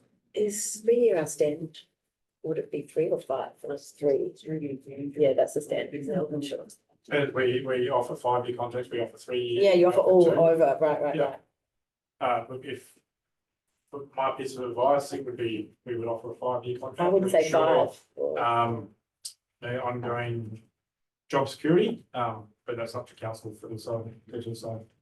Councillor Schultz moving a 3-year contract? Yeah. Yes. All right, so the motion that is on the table from councillor Schultz is that the compliance officer renewal of position report be received and that council agrees to an extension of the compliance officer position for a 3-year contract to ensure continuity in the regulatory enforcement for the region and that funding be allocated within the long-term financial plan for the role. Have you that one? Yes, and I'm happy to councillor second McGregor that one, was seconding that. Would you wish to speak on that? I think I've already said enough. Councillor McGregor? No, well, yeah, I will, no, I won't speak on it. Yeah, I think the contract is well go, because it's easier to extend a contract than it is to go around with full-time roles. And next council can have a. Absolutely, yep. Councillor Hammond? I don't know, I think a 5-year contract would be just the standard ideas of contract of some job security. It's still giving a contract, it's still outside of our term, but then it just gives them a 5-year security within that job security without it being ongoing. I do agree with it should be a contract as opposed to forever ongoing, depending on how it goes post flood and with the buildings quieting down after a time. But I just feel like 5 seems like a bit more of a fairer for a contract that you're receiving for a job. A 5-year contract's got a bit more meat to it than the 3, just a personal perspective. Thank you. On the table is a 3-year contract. Does anybody else wish to speak on the 3-year contract on the motion that's on the table? Any questions? If not, we'll put that motion up. All those in favour? And against? That is carried. Thank you. 11.3, review of animal management plan. The recommendation is that the review of the animal management plan report be received, the draft dog and cat management plan 25 to 30, version 1, be endorsed for public consultation in accordance with council's public consultation policy and the communication plan, and that the CEO or nominee be authorised to make minor amendments to the draft dog and cat management plan 25 to 2030, version 1, as required. We have a mover, councillor Schultz, thank you, and seconder, councillor Barber, thank you, councillor Schultz, do you wish to speak on that? No, just good dog, Mark. All good, well done. Thank you, councillor Barber, speak, no, anybody else wish to speak, councillor Hammond? I'm just noticing obviously that it's still, there's a revised thing that's obviously going to the parliament now in regards to an updated dog and cat plan, I guess, in regards to that. Do we have any understanding of when we'll be getting the results from that and what kind of changes we are to expect in that updated act? Just as a curiosity about like that and cats, obviously, us not charging for cat registration at some point, I'd like us to start rolling that out. we will bring in our wonderful staff member, Mark, to answer that question. Yeah, through the chair. Couple of amendments going to the Dog and Cat Management Act at the moment. The most current ones, or the ones that are going to come in, is in relation to breeder reforms, which is going to be mainly handled by the Dog and Cat Management Board, not pushed back on the councils. So we haven't got much reference into that. The next one coming up is some very slight proposed amendments regarding cat management. The changes to the Act are not going to have anything that is going to be from a state level. I've been part of a state-based, a South Australian cat management strategy, developing a paper to go through to Parliament. Big dreams of having statewide cat management. Registration side of things would always remain with council if we do see that it's going to be something that we need to do. Bringing in a registration for a cat, it puts the onus on council to provide a service for the money you pay for it. The amount of cats that we've got and the amount of money we'll be able to generate would be not very much service we can provide. So we're, with the review of the dog, cat and animal management plan, we're taking into consideration the changes that are happening, and a little bit of wait and see at the moment on what we need to implement that isn't getting done by legislation. Just in regards to the breeders, registered breeders, and I know we refer here Dogs SA or the South Australian Canine Breeders Association as the banner for, you know, the actual avenue for registered purebred breeders, which is a difference to obviously the backyard breeding and people that can just register with DATCO willy-nilly of breeding animals. And it's not as controlled a body as say the SA standards are for the standard breeders. I just have a few questions in regards to that. So I've had some ratepayers come to me about concerns about what this act might entail for our registered purebred breeders in the region, and whether DATCO is necessarily the great place for us to be registering all our cats and dogs online and to take all that resource away from our needs. But the Dogs SA should be at the forefront, I guess, of setting those standards for the breeders, for the purebred breeders. Through the chair, yeah, that is something for the Dog Cat Management Board. Changes that it's not going to be the pay you $75 and you're a registered breeder. There is going to be increases in licensing fees, pay an application fee, have it assessed by the Dog Cat Management Board with this the South Australian standards and guidelines to breed dogs and cats. If it's approved, pay another fee based on the number of animals you've got. So that Dog and Cat Management Board are trying, they're working with those associations, Dogs SA and the two cat associations. I'm having a mental blanket there of proper names at the moment, to ensure, try and bring it back. It's not only pedigree breeders, but really cracking down on those backyard breeders or the people paying the $75 and pumping those litters out. So it's not anything that is going to be handled by each individual council. Will be at a state level there. And that is my favourite part. Thank you, Mark. The Lions. Just a question, Mark, if they did somehow bring in the registration of cats and you would have, say, you know, 100,000 registered cats, who would eventually be responsible for the other 7 million that are out there? That has been, sorry, through the chair, that has been the big discussion that I've been a part of with the state-based cat management strategy.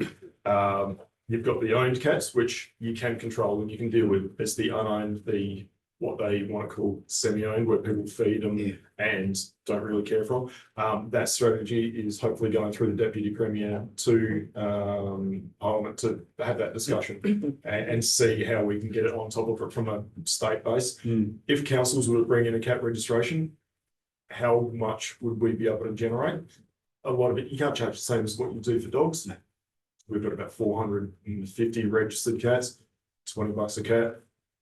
Your funding is expended within about the first month if we're going to do anything there. So with the state-based strategy, hopefully something does come through, potentially looking at a 5 to 10 year implementation plan of certain things, being confinement.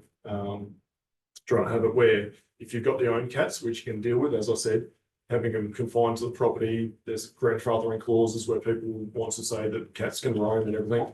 Within 5 years, people can bring that under control, and then trying to deal with that. The remainder, so far around the table, it's been good luck trying to get on top of that. But it is, at least it's getting pushed through with change of government. That may or may not continue on, but we're in discussions, and Murray Council has been one of 5 councils that were invited to put someone onto that reference group there. So we've had a voice in the room the whole time.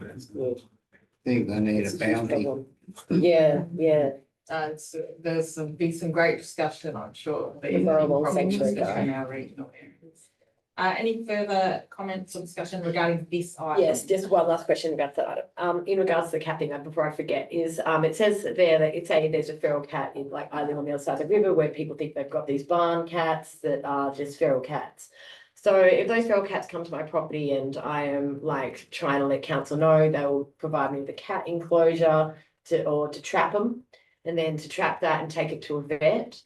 And if that cat isn't microchipped or registered or identified as own, the onus is then on me to then do anything with that. Because it kind of says in the policy, kind of like it's up to the individual to then pay for desexing or euthanasia of that animal, but you're just like trying to do a good community service to the fact that there's feral cats, and you're trying to take them somewhere to be like, take this feral cat, please. And then it's all on you to then pay the money for that process of euthanasia. I feel like that should be where we have the state level coming in. The people are doing the right thing. They should be not having to pay for the process. I don't think. Through the chair, the legislation at the moment is you take the cat to either Animal Welfare League, RSPCA, who are full, will not accept it from council, let alone a member of the public, or to a willing vet. If there are any willing vets, I don't believe that the member of the public is charged for those processes. Like for what happens if it's unidentified and it is one of those types of cats, the euthanasia is usually the result, because they cannot be rehomed. But as for charging the person who's bringing it in, as far as I'm aware, that doesn't occur. Oh, it does. People have been charged here, and they've talked about it in the community. Okay, yeah, it is. It's the vet has the option of taking in. That's again part of the state base, the strategy, trying to get to a better positioning there. I hope so. It'd be really difficult if council was responsible, like I said, even if we got registration of cats, we get 500 income and 10 cats and that money's gone. So I don't it think has we to should be be a state responsible. base. Yeah, I think it has to be at state base, definitely. So I guess if you see consultation on this, make sure you have your say, because that's the problem. They'll only have 50 people have their say, and if people don't speak up loud enough, things won't change. Any further discussion on this item? If not, we'll put that motion up. All those in favour? And again, that is carried. Thank you. Thanks, Morris. 11.4, privately funded code amendment policy, and the recommendation is that the privately funded code amendment policy report be received, and the draft privately funded code amendment policy version 1 be endorsed for public consultation in accordance with Council's public consultation policy and the communication plan. We have a mover. Councillor Hammond, thank you, and a seconder. Councillor Myers, thank you. Councillor Hammond, do you wish to speak on that? Oh, no. Thank you. You can close if you want. Councillor Myers, do you wish to speak? I'm fine with it. No, perfect. Anybody else wish to speak or have any questions, concerns, discussion? Councillor Barber. Through the chair, I'm glad this is just going out for public consultation at this point in time, because I'll be quite honest, I didn't really understand what it was all about. So I'm glad that it's going to be going out and then another report being back. That's what I was going to say as my opening. I'm still a little bit confused with when we use this or Let's when. get Gary to explain. The public might ask elected members. So How often does this happen? What examples? All right, through the chair, last year, we received a request from a consultant on behalf of a property owner here in Walker Avenue to rezone a portion of land to accommodate growth in his business. So it was to incorporate land that's currently zoned residential and to incorporate within the employment zone. It went through the committee and came back through council in terms of would they support a code amendment. That landowner could have requested council to initiate that code amendment, in which At his case cost. at his cost. Mhm. So that a landowner could initiate it themselves under the legislation, Uh-huh. but they may choose to ask council because we are better resourced in some respects in terms of managing that process rather than a resident. Mhm. Because mum and dad developer wants to, rezone land, they don't know the process. Yeah. So they would potentially ask council to do it on their behalf. In which case we would go into agreement with them to fund that code amendment. So this policy sets the guidelines as to when and how that would operate. Equally, the legislation at the moment only allows a landowner to undertake a code amendment for land that they own or have a direct interest in. Now, a developer may say, I've got this block of land, but strategically it might be better to incorporate the adjoining parcel of land, in which case they can't do a privately funded code amendment, in which case they would probably approach council to do it on their behalf. The land they don't own yet. They don't own it or would never own. Yeah, okay. So this, again, policy allows us to set the direction of whether we will support or not support that code amendment being initiated. And it's still subject to ministerial approval, so we're not owning the process ultimately. We are just running the process on behalf of. And they pay. They pay. Well, yes, they pay. Yes. That's all that part. Simple. With rezoning, mainly for rezoning and things like We that. have more It's only for chats. rezoning. It's only for rezoning. Aha. Okay, any further questions or discussion on that item? If not, we'll put that motion up. All those in favour? Learn something new every day. That is carried. Thank you very much. 11.5, Murray Valley Regional Plan Draft Submission. The recommendation is the Murray Valley Regional Plan Draft Submission Report be received, the submission to the State Planning Commission on the Murray Valley Regional Plan be endorsed, and the CEO or nominee be authorised to make amendments of a minor and or technical nature to the draft submission. Do we have a mover? Councillor McGregor, thank you. Do we have a seconder? Councillor Barber, just speaking by a whisker. Councillor McGregor, do you wish to speak? No, that's good. Okay, Councillor Barber? No, anybody else wish to speak? Councillor Hammond? I'll just say that it was great to read the administration's responses to this, and I feel like they were all very thorough and things I would have said as well. So well done, good job, great submission. Thank you. And just to add to that, the committee discussion on that was great, just to add those things that we didn't think of. So that was really excellent that we had that committee and the people on the committee to really think outside that square. Any further discussion on this item? If not, we'll put that motion up. All those in favour and against, that is carried. 11.6, use of dark sky trademark policy. Recommendation is that the use of the dark sky trademark policy report be received.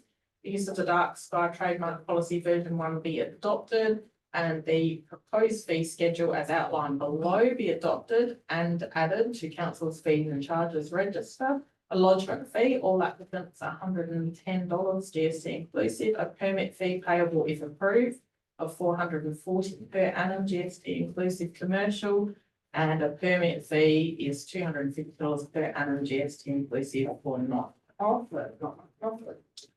The CEO or nominee be authorised to make amendments of a minor and or technical nature as part of the finalisation of the use of the dark sky trademark policy version 1. Have we got a mover on that? Councillor Barber and Councillor Myers is seconding that. Thank you. Councillor Barber, do you wish to speak? Through the mayor, I just had one question because I had someone who this is going to be affected by during the consultation process that spoke to me. So my question is the charges listed in the recommendation, are they considered reasonable charges for the use of the trademark? I'm just double checking because the person said to me that as long as there was a reasonable fee attached to it, they didn't have a problem to it, so I'm just asking that question. Through the mayor, I consider them to be reasonable, given that, you know, in terms of what we charge for development applications and other application processes under legislation. I think that they are consistent with some of those fees. Thank you. Any further questions? Councillor Myers? So the lodgement fee, and then you've got permit fee, so the lodgement fee is that just a once off? That's just to initiate the process? Yep. And then you pay per year? Per year, the permit fee. So what if somebody wanted to pay like 10 years up? So they'll be paying the $440 per year. Yeah, but can they pay like for 10 years? Or do they have to do it every year? Through the mayor, I would say that's part of the authorisation of stipulated period. We'd have to move the income to the year applicable, wouldn't we, Clive? Yeah, for someone paid 10 years in advance. Commercial one.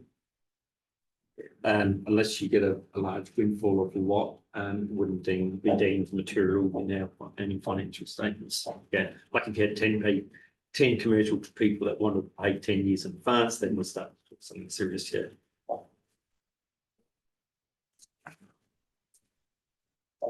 Thank you. Any further questions, discussion?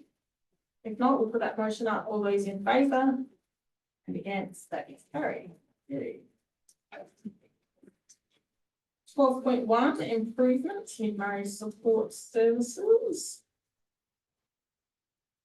The recommendation is that the improvements in marriage support services report be received. Council consents to the proposed improvements to the Mannum Community Hub located at 58 Walker Avenue, Mannum by Mid-Murray Support Service Incorporated, per its plan for improvement, subject to necessary approval processes being undertaken. And Mid-Murray Support Service Incorporated is entirely responsible for the installation and maintenance of the improvements. So we have a mover, Councillor McGregor, thank you. A seconder, Councillor Schultz, thank you. Do you wish to speak?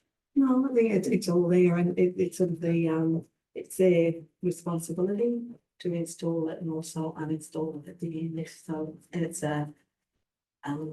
reminds I think the pods are. I think it's quite displayed in a carpentry, the thing, but It's removable. Removable. Yeah. That too. Yeah, excellent. Perfect. Thank you. Councillor Schultz, do you wish to speak? Good on them for providing service. Excellent, thank you. Anybody else wish to speak on that? Councillor Barber? Through the mayor, the only disappointing thing I suppose is there was a really good commercial kitchen in that space, and at least part of that commercial kitchen is obviously going to go with this extra office space being put in. So yeah, to me that's a little bit disappointing, but here's what it is. Okay. Any further questions, discussion? If not, we'll put that motion up. All those in favour and against, that is carried. 12.2, improvements to the Mannum Golf Club.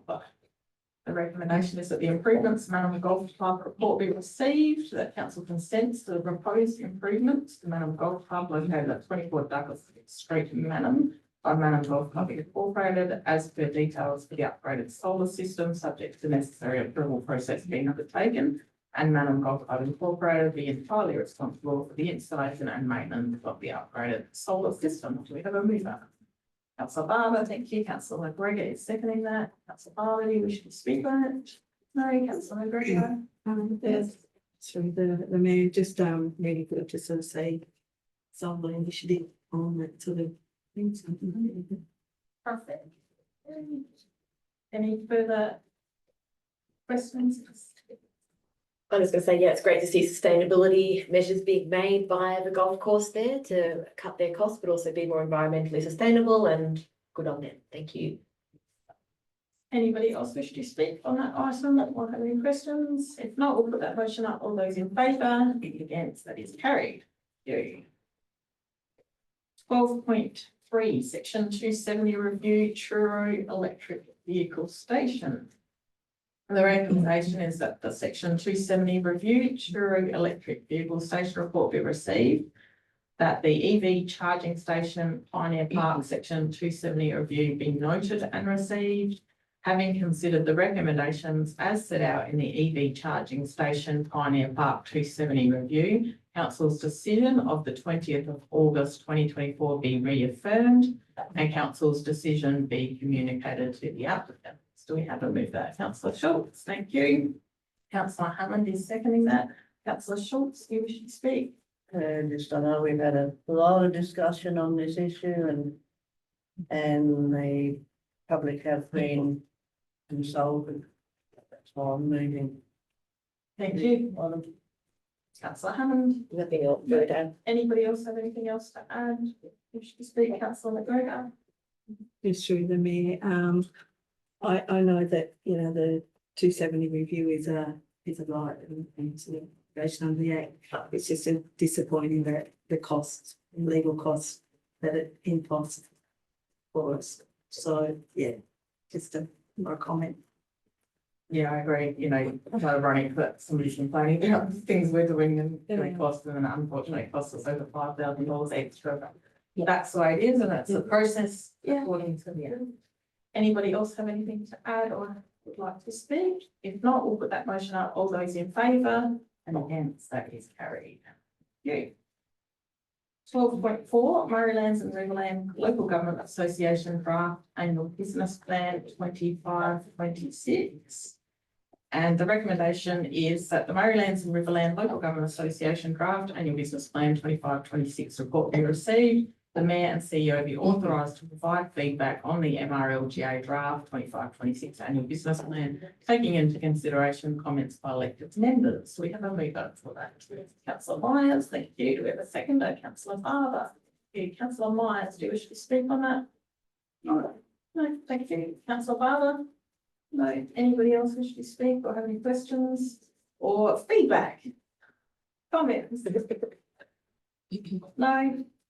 I'll just add, look, MRLJ seems to be working. We have a really good CEO at the moment who's doing really good things. She's been able to stop our membership fee increases. It used to go with the LGA increases, but being that they had quite a large amount of money, that's why you'll see it's in deficit for a few years. But it's running down the money. There's no point in an association like that having $1 million in a bank account. So we're doing great things and running the money down and charging councils less. I think win-win.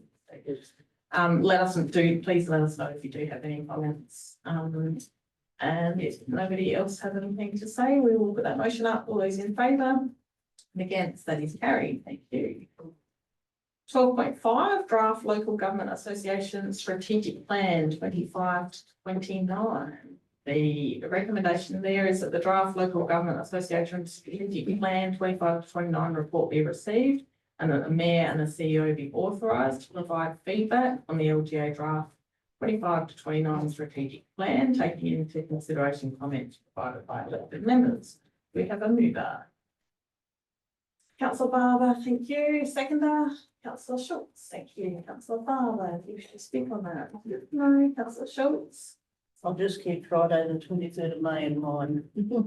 Feedback. Okay, excellent. Good. We hope to hear from you. Anybody else wish to speak? Councillor McGregor. Just through the mayor, I think the mayor and the CEO, because you've sort of got very close, but this will have quite a lot to sort of put into it. So yeah, I'm sort of confident that it will reflect our concerns. Thank you very much. Anybody else have anything to add? If not, we'll put that motion up. All those in favour and against, that is carried. 12.6, proposed lease and licence agreements, multiple CFS sites. So this is another one where we've had some concern or some feedback and some questions. So again, I'd just like to leave a meeting by show of hands to have a short-term suspension, maybe for 10 minutes to just have a discussion. So just hand up if you agree with that. That's everyone. Thank you. So 11:19, we'll go out. Who would like to start? Sorry. Yeah, so ongoing sort of concerns I have expressed it to Ben and sort of got a sort of response.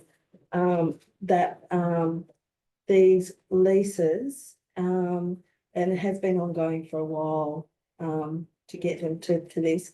But my view is considering we've got the sustainability review happening next month or the month after in regards to our halls, buildings and a whole lot of sort of stuff pertaining to leases.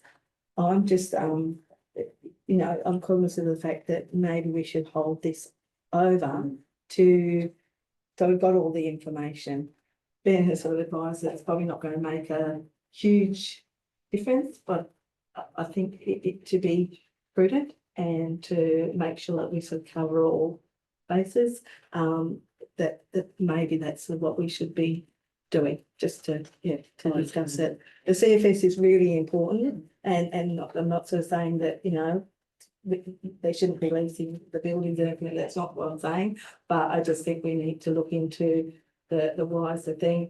It would sort of be another 21 years on their lease, so that would be 42. There may be things, but some of the CFS stations have actually had rebuilds and some stuff like that, and there's some murmurings that there could be one of ours up there, and I don't know whether there's any truth to that. So I just think the conversation has to be had and everything entered into, and we'll also have update on our asset management plan so if there's any maintenance to do on the buildings and some stuff like that. It's just my thought. So through you, Mayor Bailey, response to that. So one of the concerns is if we're going to go through the sustainability review and we're looking at potentially dispose of the best of assets, sell, then why would we do a lease at this point? So my response to that for consideration is this process has been going on for 2 years. As part of that process and other councils, the conversation with state government has been about their appetite to purchase CFS sites or infrastructure and buildings, and there is none. Not just here, but in other councils as well. So there's very low potential of them purchasing that, and so we wouldn't be in a position to sell them.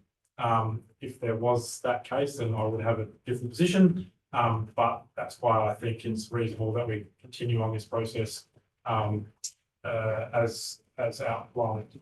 And the other comment, sorry, is around we're undertaking a reevaluation of our buildings, land and structure as part of the asset management plan for buildings, lands and structure. And so that'll be done by the end of June, but that will then inform the asset management plan that will be planned to be tabled at the August Audit Risk Committee meeting as well. So some feedback for consideration. And I think Gary, you have one. Yeah, it was just. Yeah, just through the mail, I was just going to add that, when we did the sustainability review for the Morgan Blanchetown, we specifically went to the CFS and asked around their interest in purchasing, which they weren't. Look, I take those comments on board, but I also think, well, if we're going to get that report next month, holding it up another 1 or 2 when we haven't had it for a couple of years, I do think it is prudent to get that information. And although the state government haven't had an appetite, if our buildings plan comes back, this is going to cost more, whatever it comes back with, at least we've got that bargaining power to say, look, we really need you to support our state government for once, instead of get cost shifting on us. But the other thing that concerns me, and I think Councillor Hammond mentioned it before, is the amount of consultation in this report. Councillor McGregor has also mentioned it. So by holding it up a couple of months, it just hold this one back, so it's not one more thing that we are asking our community. On the one time frame. Yeah. It seems like a lot. I just Yeah. like we're not going to get much response because we're giving them something like 6 in this agenda alone, and we're exhausting them and we don't get much response anyway. And I'd love to see a bit more of a strategy around how we can improve that response from consultation, because going out to consultation to get no responses is almost like, oh, well, we said we did it, but then no one said anything. But ugh. Anyone else have any thoughts before we're out of meeting procedure? I just have a question because I don't know all these CFSs, like I've never gone to each one of all these little ones. So obviously some of them are connected, as I know the Morgan and Blanchetown ones, to where we have our halls and things like that in spaces where we are thinking of, you know, looking at our sustainability measures around sort of our halls and stuff? Would it be just a matter of rezoning areas around where we would think we could maybe sell off some assets and where we'd feel like we'd keep a leasehold going for our CFSs if it was to be on the one parcel of land or something where you split it or not? Is that something we'd be contemplating? Like, have we Oh, thought we about need to looking at halls? Through the memo, look at yeah, case by case Mm, basis. Depending on the spaces and how Yeah, much depending divide whether there is. They're where they're joint or located. whether they are Yeah. standalone, like, yeah. Yeah. Mhm. And I wonder in the city how much council has to look after all the Metropolitan Fire Service buildings for the state. Probably none. A little bit frustrating, but it's expectation of regional council. And we're so big to have so many, and it's important that we have them all, but they should be considered not necessarily our assets. That's just because amalgamation Yeah. is the result. I'm just wondering, shouldn't Safecom let these brigades know, rather than just coming to council? Shouldn't they be advised alongside of the council? I don't know. I'm not sure if there's what discussions happening with the thing. Obviously, the leases are with the state government, not the individual. Mm. What I can't comment on whether there's been any conversations from the state government to the individual. Yeah, well, I mean, at the last CFS pretty group meeting, there was nothing brought up about this. I'm just wondering, do they actually communicate with Yeah, the people on the ground? Imagine go to consultation and then not knowing. I don't Not know. knowing whether maybe, yeah. So.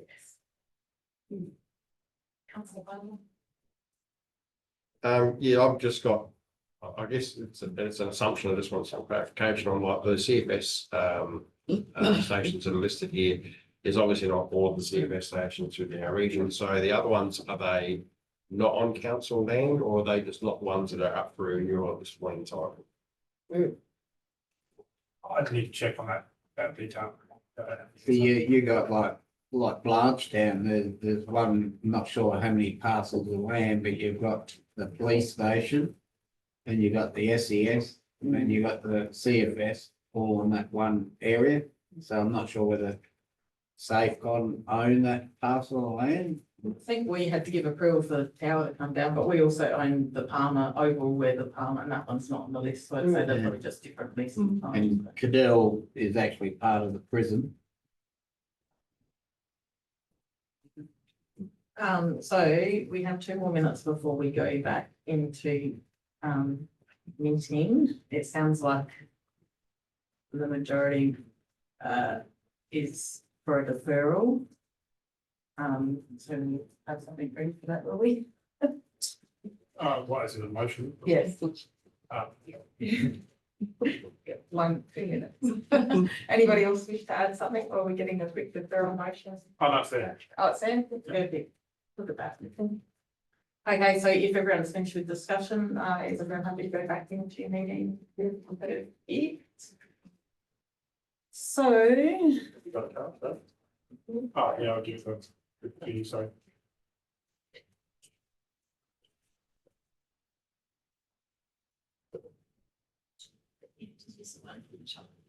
Yeah, all it changes is the name of the report.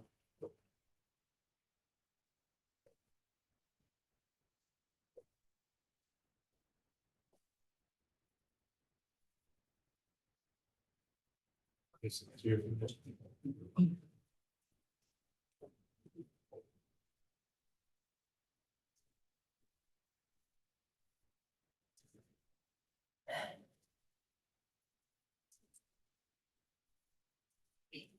so the recommendation will be that the Safecom proposed lease and license agreements, multiple CFS sites report be received, and item 12.6.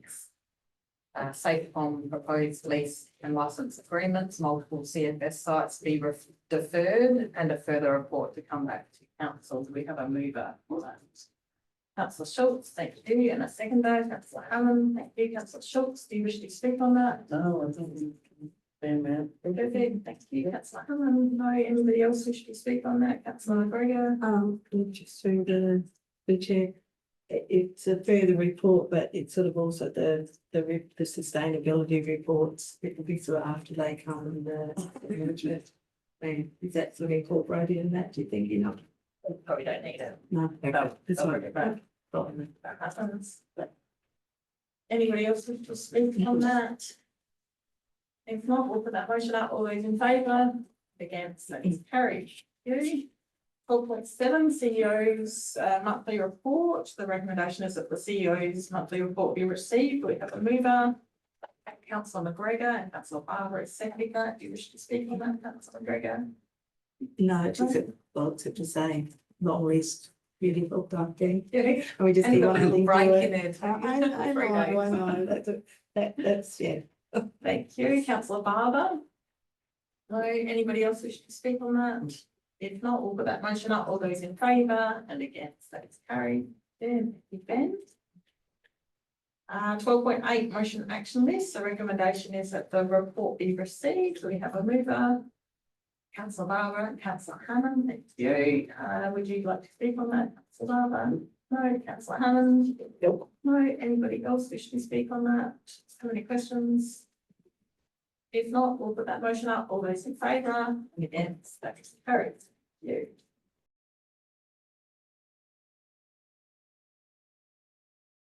Okay, we are back on. We have reports 13.1 Stamp Park Sustainability PERSA funding. The recommendation is that the Stamp Park Sustainability PERSA funding report be received. Council endorse the allocation of the Primary Industries and Regions South Australia's PERSA Strengthening Industries Program funding for Stamp Park automation to water delivery stations located at Blanchetown, Canberra, Morgan, Sedan, Stonefield and Truro. Council endorses the automation of Palmer and Summerfield standpipes utilising funds committed from the renewable energy companies as part of their community benefits fund, and further investigation of visitation, water use and other relevant factors for the remaining standpipes be undertaken with consideration given to their decommissioning or automation subject to funding. Do we have a mover for that? Councillor Barber, thank you, and Councillor Schultz is seconding that. Councillor Barber, do you wish to speak? Yeah, through the mayor. I know it's not here on the recommendation, but in the report it states that the standpipes that aren't being automated at this point in time will still be continuing their current use until we move forward with more funding or another decision to be made down the track. So I just want to make that clear to whoever's watching or whatever, that the other standpipes are still going to be, operational. Councillor Schultz, do you wish to speak? I'm saying also that there'll be a lot of relieved people. And further to Jeff's point, perhaps maybe there should be another point in here stipulating about the remaining standpipes. Because not everyone reads the council report, discussion report. And if they're not listed there, they'll assume that they're not gonna, they're gonna be closed down. Oh, point 4 says further investigation of visitation, water use and other relevant factors for the remaining standpipes be undertaken with consideration given to their decommissioning or automation subject to funding. I still believe you should, So they'll be like, for remotely instance, operated. halfway house. First thing, the ratepayer's gonna look, halfway house is not there, that means it's going. Yep. And just say that they will remain operational. Just Through the chair, I'm just there's a comment in the report. Obviously, it's a long report. I'm just trying to find it, and if the conversation keeps coming in, then I'll get the wording, and we might add. It actually mentions what that point intends, the intention of that report. So keep talking, and I'll find the. Okay. Does anybody else wish to speak on that? Hammond? Oh, yeah. Just want to say, this is great. I love that we've got the funding to do this. What an amazing achievement for everybody. Well done, all the hard work, Ben, and everyone behind the scenes to make that happen. Is just great for our community. I know obviously there was another standpipe that's not mentioned here that we're going to be talking about at a later stage, the one that's the river access one that a certain community group's been able to have access to for their needs. And I was just wondering, in regards to some of these smaller ones that we're going to keep operational until such a time that we look into automation and things like that. I know that the one at Morgan had been padlocked and there was a key access situation to it. And I just thought for some of those more remote areas where maybe they are only being accessed by 2 or 3 farmers in the area, maybe we could introduce a system like that where they were given keys to be able to access it just for those registered farmers that are using those kind of more remote ones. And that all the other main traffic would be going to the main town ones. But I thought for some of those ones like halfway house or areas where they're more remote and they're only being used by, say, a couple of handful of farmers, that maybe a situation could happen there. So it wasn't just a logbook system, it wasn't necessarily automation, but that we know exactly who's getting water and them just recording how much water they're taking, based on just a padlock key share system of just those smaller ones. I thought could maybe be a process we could look into before automation. Dave? Through the chair, that's what happens now because basically people have got to go get a key from a commercial premises, say Blanchetown, they go get the key, then they go to the stamp pipe, and they go back in the recorder at the shop. Summerfield's got a book at the site, and basically they go there and record it. We in Stonefield we actually issue keys because there is no commercial entity to do it, and same similar with Halfway House. So there are, I suppose, things being put in place so that people can still access water, but it's up to the honesty system of how much they use. But Dave, the Sedan Post Office does have a key for the Halfway House stand pipe. It's not just, personal one, Yeah, through the chair, basically, there's some people between Halfway House and Sturt Highway. Those houses up there, they don't want to drive all the way into Sedan, so we've actually issued them keys in the past, and they're pretty keen to keep the standbys going, and they either go to Stonefield or Halfway House, whichever way the travels go. So is that Halfway House got a meter? Through the chair, yes, it does. Sorry, it's got an SA water meter, but then they record what they do in the book.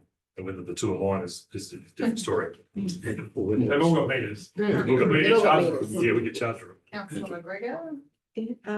Just for the chair, Dave, the only one that sort of stands out is a Twitter one, because we've had no respondents in the survey, but there's been increased use. So what, is that sort of a risky one sort of there? But I said, no, the map, thank you very much for the map and where they all are, because I think that's really vital for eyeballing where it all is. So yeah, but yes, it's a comment about Twitter. I can answer that one, too. There's only one family that uses the Twitter standpipe, to the best of my knowledge, I've been told. And the increased water usage would probably be because their own water tanks are empty. So that, if your own water tanks are empty, you haven't got that bit of backup, so you're going to pull extra water out of the standpipe. Drought. Yeah. Through the chair, Twitter, I've just did a bit of analysis of this financial year. It's very hard to correlate all the leaders versus what's been taken, but there has been some use out of Twitter. Now, whether that's because of trucks going there and getting water to deliver to other people, we just don't know. Also, another one of concern is probably Tunkillo. There's no book, no key, and when we padlock it, it just gets broken. And so all we've been doing is paying the bill. I think that needs to be fast tracked. I think in a drought, when people are paying for water and we're going to go and automate this, it's not fair if people can steal water. So I really would like to see a report so that we can finalise this once and for all. Absolutely. And just one other thing I'd like to say in regards to once it starts, automation's happening and we start to see less theft, the right amount of payments coming through the system. I would love obviously to see that funds that we gather from that, a little bit of extra funding as it occurs. Obviously, a lot of it's going to go to the maintenance and upkeep of the systems, but for those other areas to be automated in the costs that we start to receive from the usage. And the same major towns like Sedan and Morgan, where they're getting used quite heavily, that funds could be then going to initiate some really great community projects in those regions. And I'd love to see some kind of policy or procedure thing that we do once it starts ticking over, how we're going to separate each one in regards to their communities and the funds generated from those standpipes going back to those communities that are, gaining the traction. Or reduce the price. Reduce the price. I think that'll be the first. That's what I'm That'll be the I don't think we first. should be making heaps of money on the stamp. I mean, No. we should be reducing. Yeah. So on this item, who hasn't spoken? Okay, everyone has spoken. That's open, yeah. Did you have a question to add or? You didn't move it, no. Did you move? Yeah, I was gonna say that the mover gets to speak last. You have a question? Can you say it? No, I've just got page 995 of the report. Yep. That gives where the keeping the other standpipes that haven't been Oh, mentioned. That's the page you look at. Yeah, it was in the conclusion of. Yeah. Council wording. there you go. It was that what you? So, yeah, I'm ahead of you. Are we giving you enough Oh, time? I'm Yeah, I've done it. Yeah. I've done it. Oh, good. We I can wasn't stop listening to the talking now. conversation. but, So councillor Barber and councillor Hill.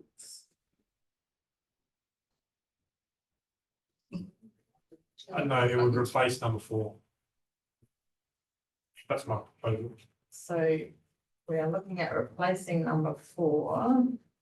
So just, if you can cross that out and then, keep it there, sorry, Carol. And then just put the strike through.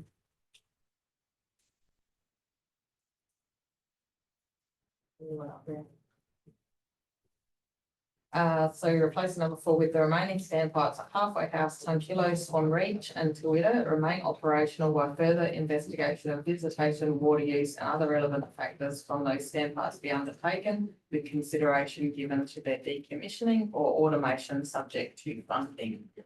It's the mover and the seconder happy with that? Yeah. Perfect. Okay, councillor Barber, would you like to close out on the conversation since you're the only one who hasn't? Since you're allowed to, as you move. Okay.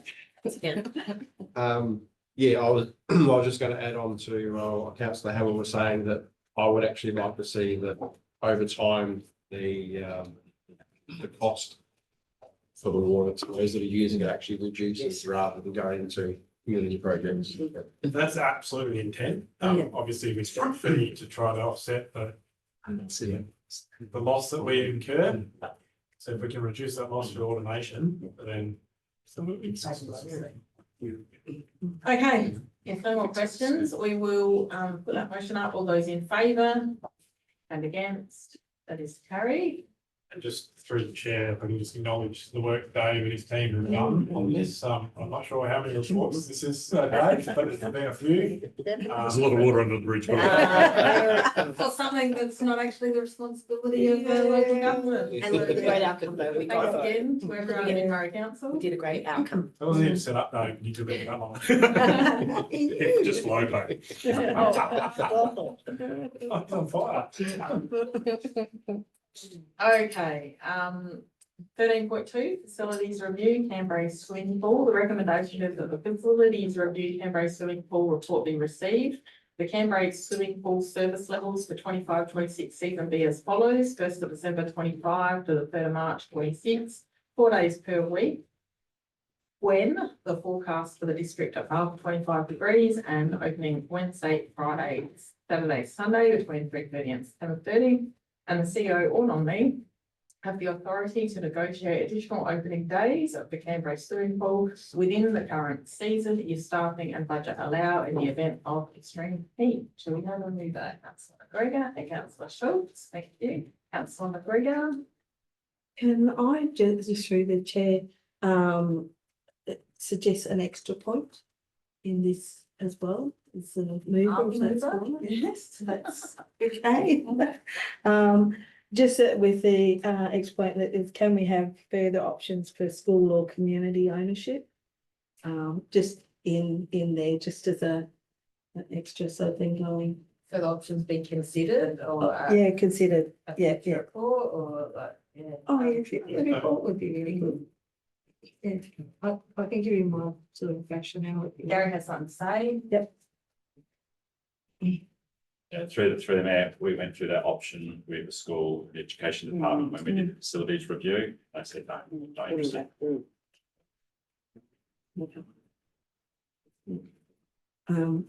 Yeah, just a consideration if it does keep operating the way it is and we're still, there is a cost per head for everyone who goes in. And if there's any extra maintenance sort of going that we don't foresee, where does that sort of fall in at all? It's just not, anyway, that's. Gary. Through the mayor, at the end of the day, you are subsidising the service to the community, and that's the decision that you need to make. Swimming pools across Australia are all subsidised at some point. Maintaining a pool, just to give you an example, New South Wales Council shut their pool down for a decision to renovate. They subsequently then made a decision not to and just reopen the pool. That alone cost them around about $2 million just to reinstate. So pools unfortunately cost money. There's going to be operational cost, maintenance costs going forward in terms of equipment replacement, and we'll bring those to council as and when it's required. Okay. I just have a brief question in regards to, I know this season was a particularly warm season and there was talk of extending to the end of March. And it's sort of brought up in this report too. But I also know that we are opening just from between 3:30 and 7:30. So instead of maybe if there was to be that operational savings that we think of extending, wouldn't it just be a situation where Saturdays and Sundays could be maybe from 12?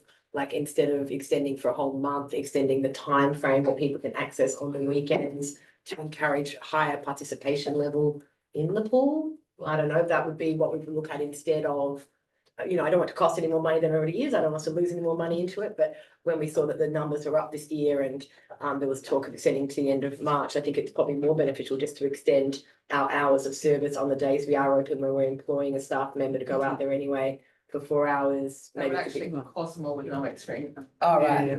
We've already paid to get in there. And that's too confusing. Yeah. But I just thought you'd get more people coming in. Okay.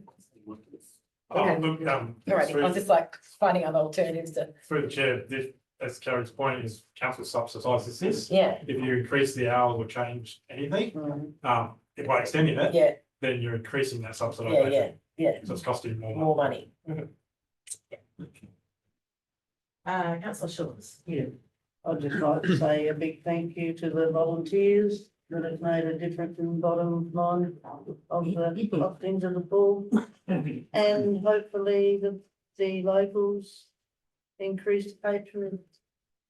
It's coming in. Yes, I think we have to see the numbers stay up because $80 per head if you take out the school costs, it's a lot of money and the people are in drought and not using the pool. It's not really fair that they're subsidising this if the numbers go down. Clarify, that's what the cost would need to be if we charged. Oh, sorry, yeah, Yeah. so it costs, yeah, at the moment it's costing council. Yeah, $8 per is- person, not what's in.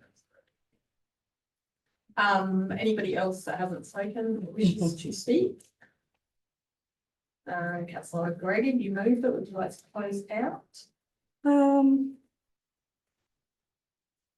Well, so what's Theo's thoughts on the pool and the motion that he's sort of in?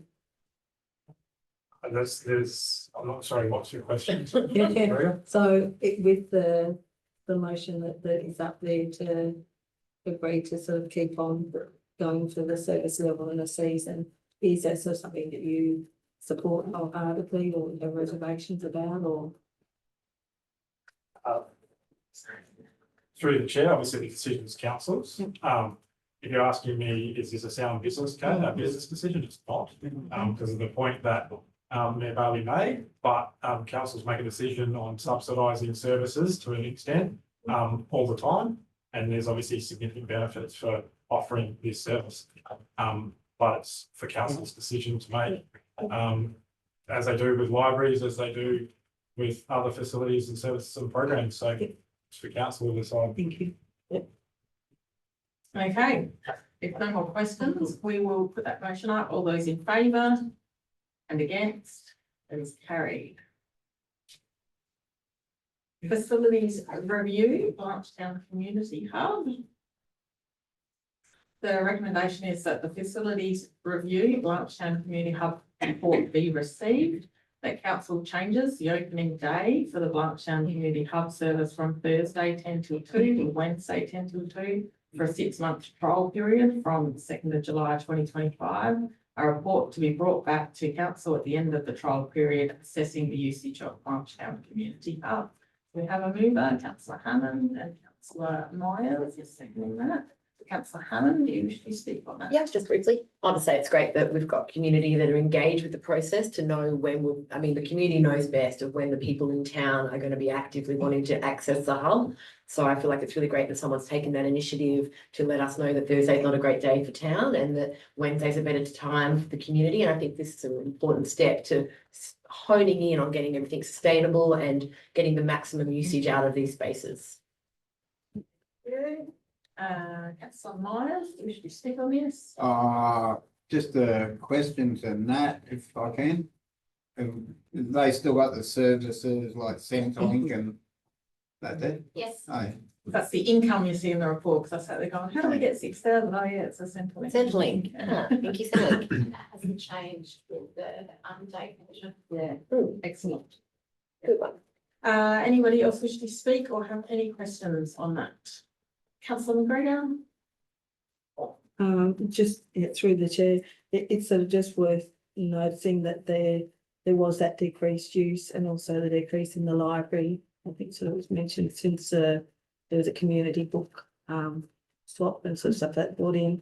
So it'd be interesting to see with the change of day, which is there, if we get an increase in that. So that's what we're watching at. So it's basically an extension of an extra 4 months until the review. Thanks. Any further questions or discussion on that item? If not, we'll put that motion up. All those in favour and against, that is carried. Committee reports, minutes of the strategic growth and economic activation committee meeting held on the 30th of April 2025. The recommendation is that the minutes be received and the minutes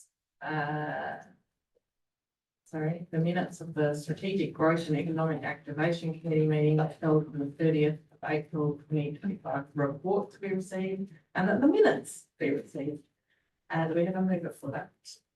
Councillor McGregor and Councillor Myers are seconding that. Councillor McGregor, do you wish to speak? No. Councillor Myers? No. No. Anybody else wish to speak or have questions or comments? If not, we'll put that motion up. All those in favour? Against, that is carried. 14.2, summary of audit and risk committee meeting. The recommendation is the summary of audit risk committee meeting report be received and that the minutes of the audit and risk committee held on the 7th of May 2025 be received. Councillor Schultz is moving, Councillor Hammond is seconding. Councillor Schultz, do you wish to speak on that? No. Councillor Hammond, no. Anybody else wish to speak or have questions, comments? If not, we'll put that motion up. All those in favour and against, that is carried. Thank you. 15.1, Mayor's Monthly Report. The recommendation is the Mayor's Monthly Report be received. We have a mover, Councillor Barber, thank you. Seconder, Councillor McGregor, thank you. Councillor Barber, do you wish to speak on that? Just, yeah. Thank you. Thank you.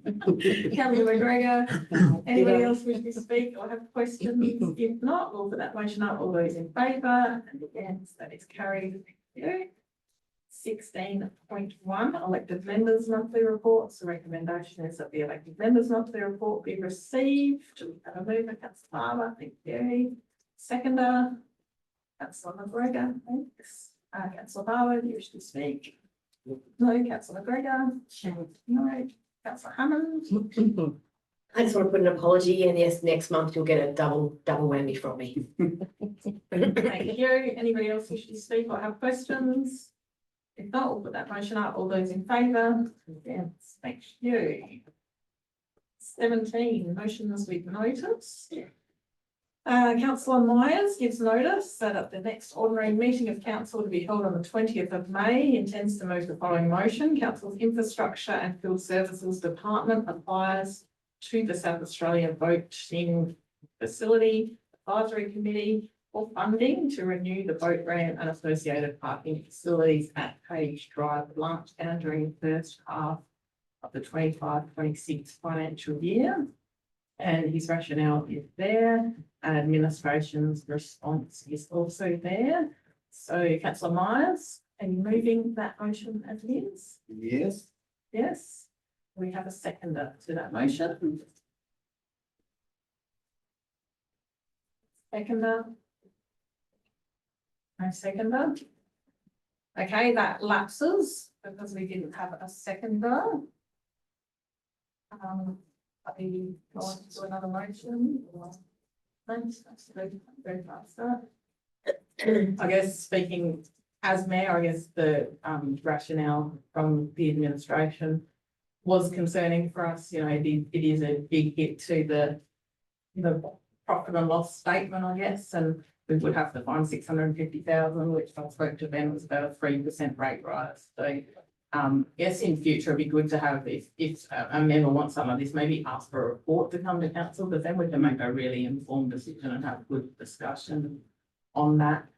17.2, notice of motion wastewater connection for Pendle's tea rooms. And the motion is that a report be provided to council on the installation of grey water waste system to Pendle's tea rooms with a connection to the craft shop in the same area. And councillor Myers, are you going to put that one? Yes.